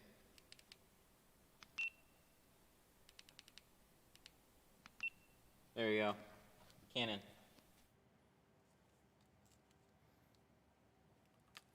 See, that's part of the fun. GoPro. Yay, we're back. Okay, so I can at least try and explain what happened here as best as I can. Maybe I gotta redo this whole windshield. I don't know. But I definitely don't want to intentionally put out a bad job. So I do have a handful of videos on reverse rolling. And I thought I've explained it as best as I can. See, I shouldn't have done that.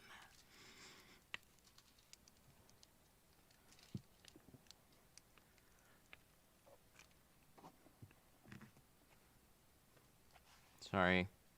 I need to get this shifted over a little bit. Because if I don't, we're going to be real sad here. That's why you don't want to go set up a GoPro right in the middle of your window.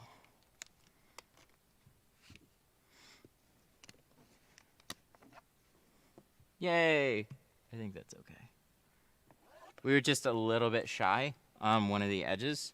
So last thing you want to do is leave anything shy and then lock it in place with that forever gap when you could have just gone around the whole thing and made sure it's all good. Okay, so with the reverse roll, it's really as straightforward as what you see. You roll up the window. Like first you peel the window, then you lay the liner back down. That protects it when you go to roll it up. So you have to loosen the whole thing up.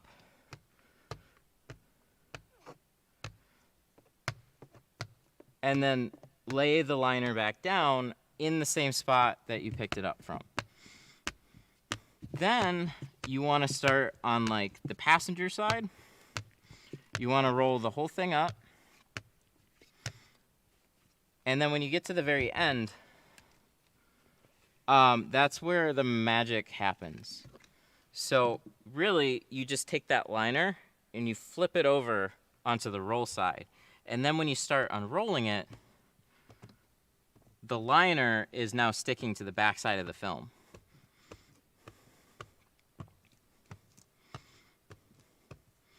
In this like super magical, unique way that I wouldn't have figured out by myself unless people didn't show me. Or unless people showed me. So you start, I used to be like in the driver's seat and start it.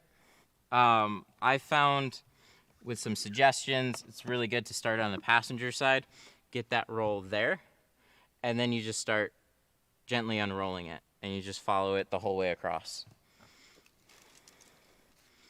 I've had a lot of practice doing it, but that is, that's the gist of how you do them.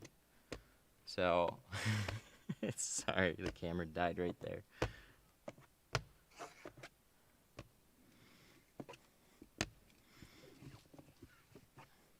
I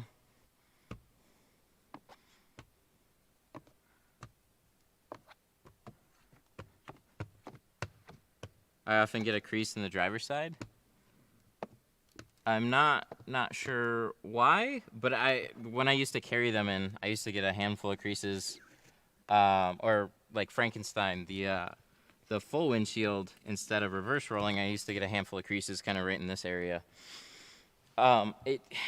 Best I can say is the closer you can get the film to being installed when you start the roll, the better off you're going to be. So if you can get that roll tucked all the way down here and basically up against the glass and just start to unroll it, everything will go much smoother.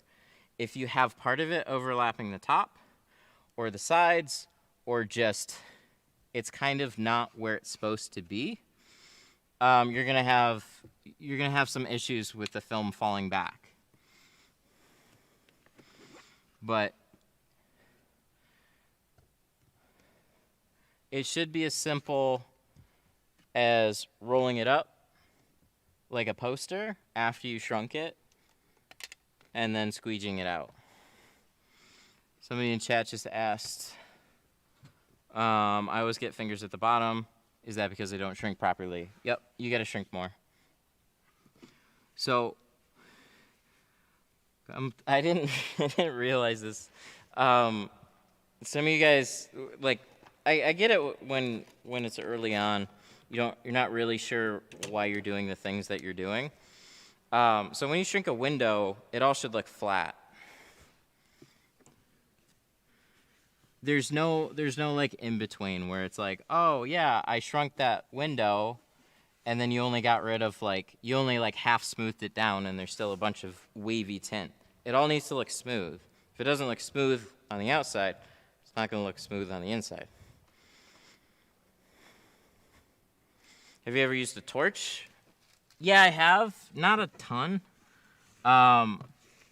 It's something I'd need to practice with more. Not very good at it.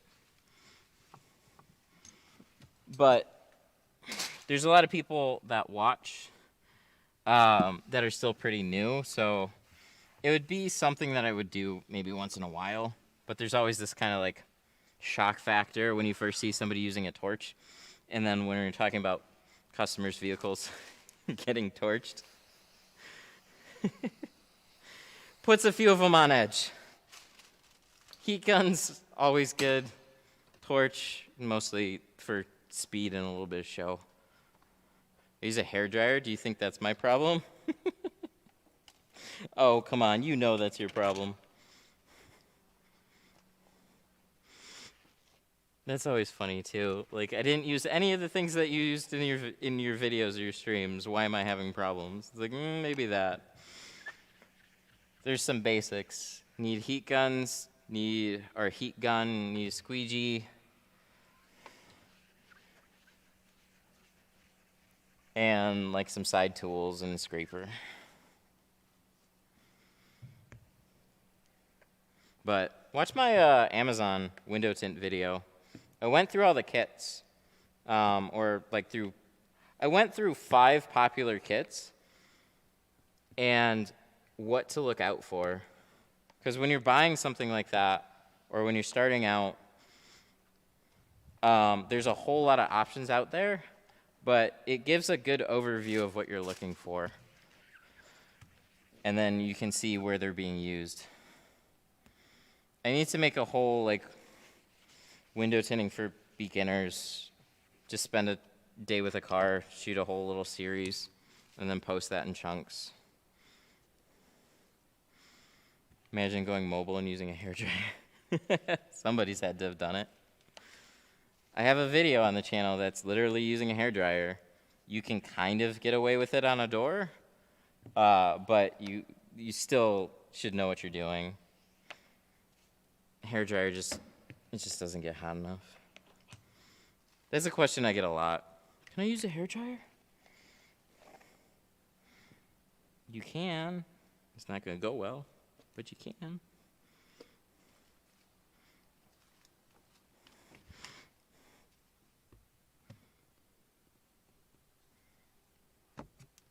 We're doing 50. This is looking, I'd say, pretty good here. Well, we're going to wipe it down a little bit more, but overall, reasonably happy with this. Yeah, that cut out. That turned out nice.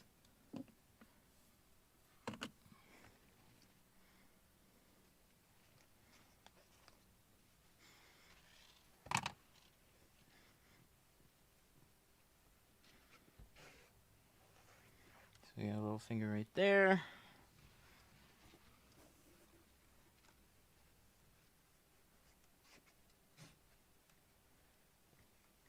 Ceramic? No, not today. With all the ceramic videos that we've had, though, would have been nice to for this to be a little ceramic, but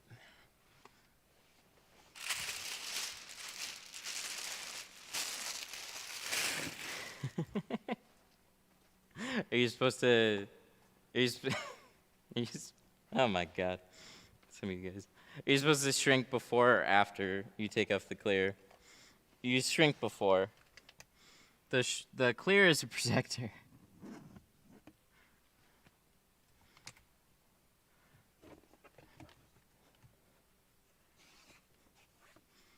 I tinted a 2020 GM. Windshield was really hazy.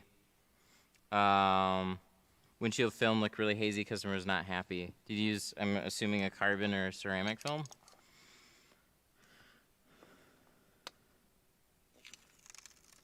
Sorry for the dumb questions. Oh, it's okay. It's just some of them. I don't ever want to say there's a dumb question, but some of them definitely catch me off guard.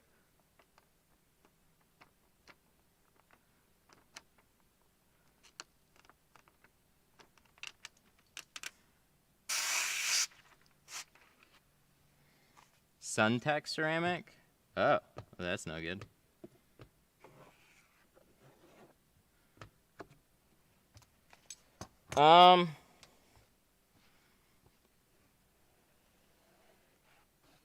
What was chat? What was Suntech ceramic? CPX? No, it's not CTX. No, CXP. That's what their main one is. CXP. Or at least that's what it should be. Oh, I got this one little guy. I thought I got him out. It's just right here. Where's my sprayer? No. Oh, no. That's when I lose it. Oh, there it is.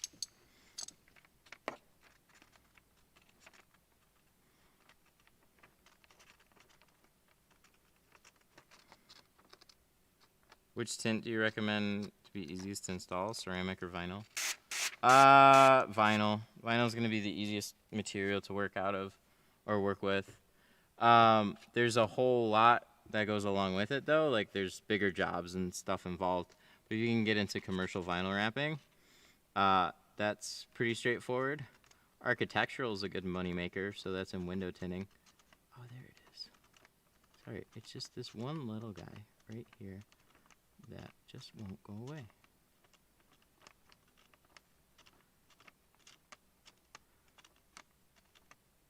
Holy hell.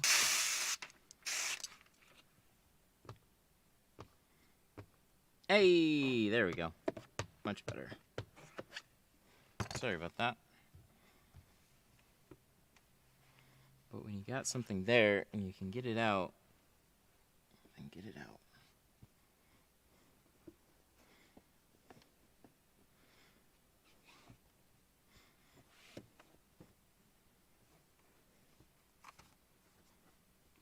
I'm just wrapping an 11 Audi A4. The only problem I'm having is fingers at the end. I know nothing. I don't know vinyl wrapping though, but I know it's one of the easier skills to get into. There's like a lot with all of it. So like it's all got a skill. Is it a bad idea to try and use it for vinyl? You should be using a heat gun with vinyl. It helps warm and stretch the film. Get it where you need to go. You don't want to burn it, but if we're still talking vinyl, no surprises with like, oh, I was talking about window tint. Dang! Looks good. I like it. Oh, we got a little finger over there. So touch-up is always kind of like one of those last things that can be a little bit time-consuming. Not vinyl. Well, you're wrapping. That's vinyl.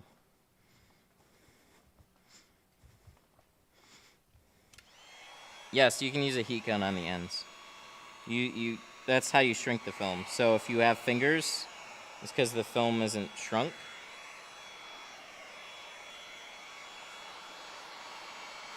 See, that's what happened. Somebody asked about vinyl. Somebody says they're wrapping. And now they're talking about window tint. Yeah.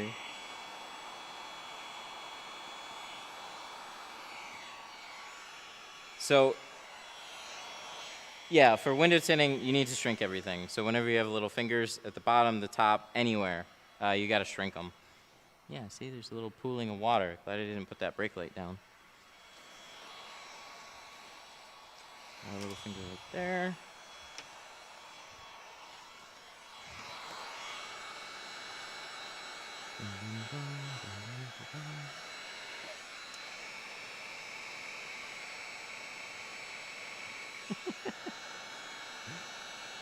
It's okay. I appreciate you still. Man, I should just stick to what I think it is, but sometimes there's like a mixed conversation going on. It's funny how that works.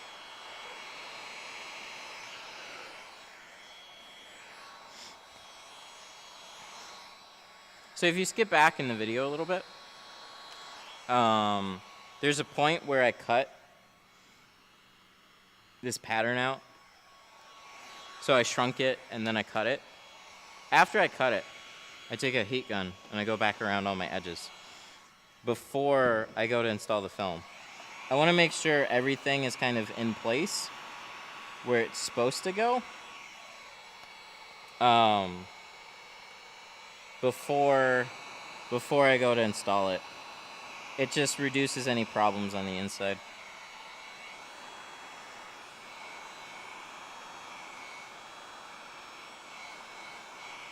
Just try and get the last little edges. There we go.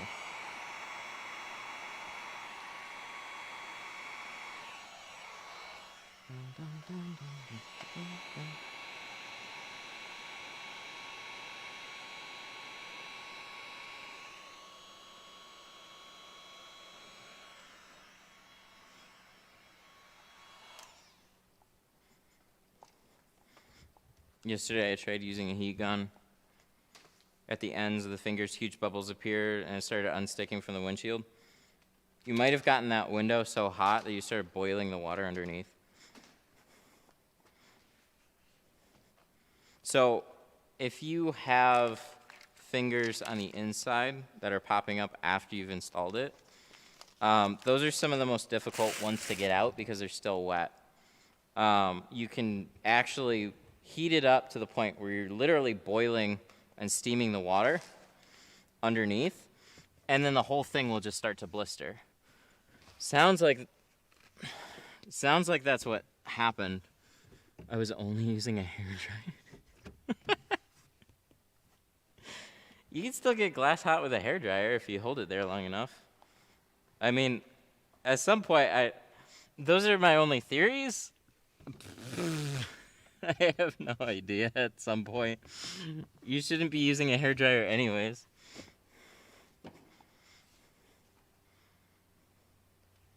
I don't know. If we need more. Sorry, we just need more. There's so much guesswork that's like, I don't know. Post it in the Facebook group. If you can post a video or something of the situation, then that helps out. But I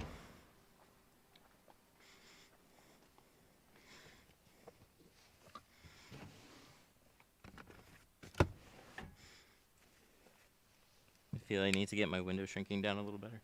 It sounds like it.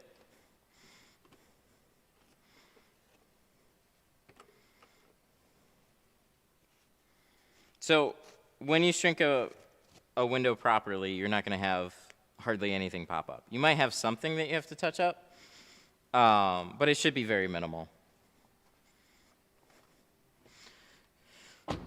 Sweet. And we got to remove this. Oh, I suppose we can remove the passenger one. So I'm going to keep that.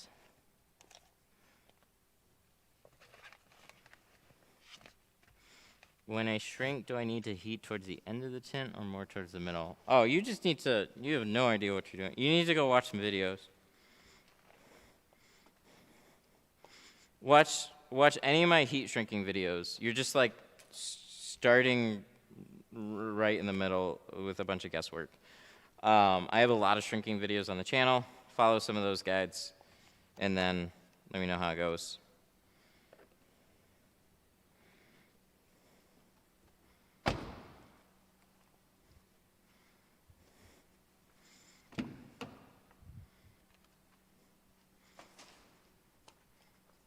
You're right, my bad. Okay.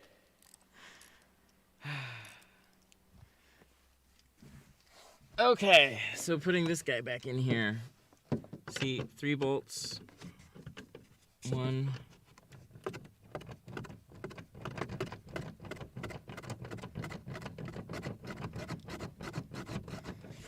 Am I? Yes, I am. Good. At least your hands on prep. Yeah, I don't want to discourage that. It just. There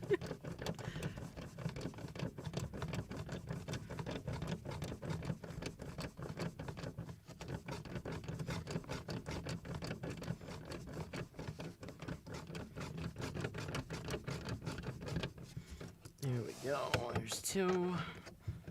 Mostly up.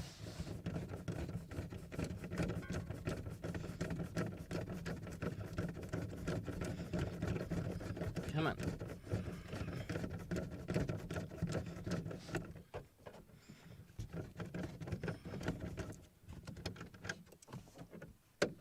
Yes. And then, 1, 2, 3. Sweet. That's it. It's back in there. How do you know when you've gone too far with the shrinking? Probably when you boil it. You'll know. It'll look freaky. It'll burn. It'll peek together. It'll do all sorts of stuff. It should, like, watch some of the, like, we put out a pretty good video not too long ago. It was shrinking a back window on a Charger. Just pay a little bit more attention to, like, I'm using a heat gun. I'm starting in the middle. Start in the middle, work your way out. Or in the middle, work your way up, work your way down. It should all be pretty even, and you're getting it to just lay smooth. So if it doesn't look smooth at the end, it's not going to work for you. Dang. And that's a wrap. Whew. What a project. So we did full car, 20 on the back, 35 in the front, 50 on the windshield. It's all cleaned up. Everything's put back to where it needs to be. I should probably hang this up. And then that's it. Shout out some super chats, and that'll be it.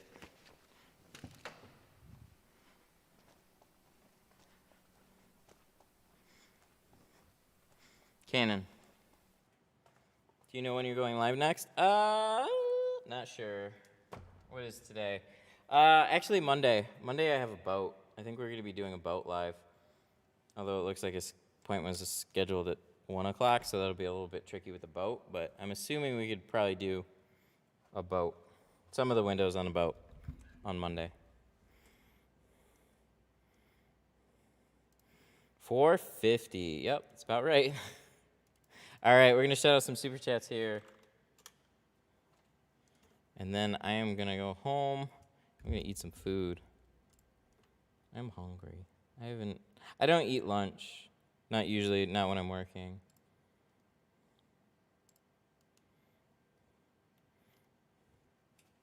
All right, so we're going to shout out some very, very nice people. All the super chats today. Jose, Devin, Swolgang, Devin, Mike, Daniel, Michael, Pyle, Fast M, Samuel.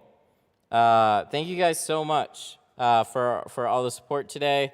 It was definitely a longer stream, but everything went pretty well. We just messed up one window that we fixed, and yeah, everything seemed to go pretty good on it. Oh shoot, we got one more.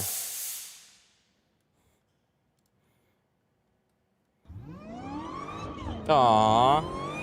Jose coming in at the end again with the good vibes. I still have coffee. I should drink more water while I'm tinting. Jose78 Rios super chatted $4.99. Good job, well done. All have good weekend, my amigos. Thank you, Jose. You too. Thank you so much for the 5. You have a good weekend. Thank you for all the support. Greatly appreciated. And apologies for the camera dying at that reverse roll. Remind me next time. We'll definitely cover it better. The only thing I recommend is shrinking your tint well before installing. Yes, definitely. The glass is curved, the film is flat. You need that film to lay flat on the glass when you squeegee it out. That's what shrinking's for. Alrighty. Well, thank you guys so much for tuning in today. I appreciate it. We'll be back Monday. I'm assuming with a boat. That's going to be fun.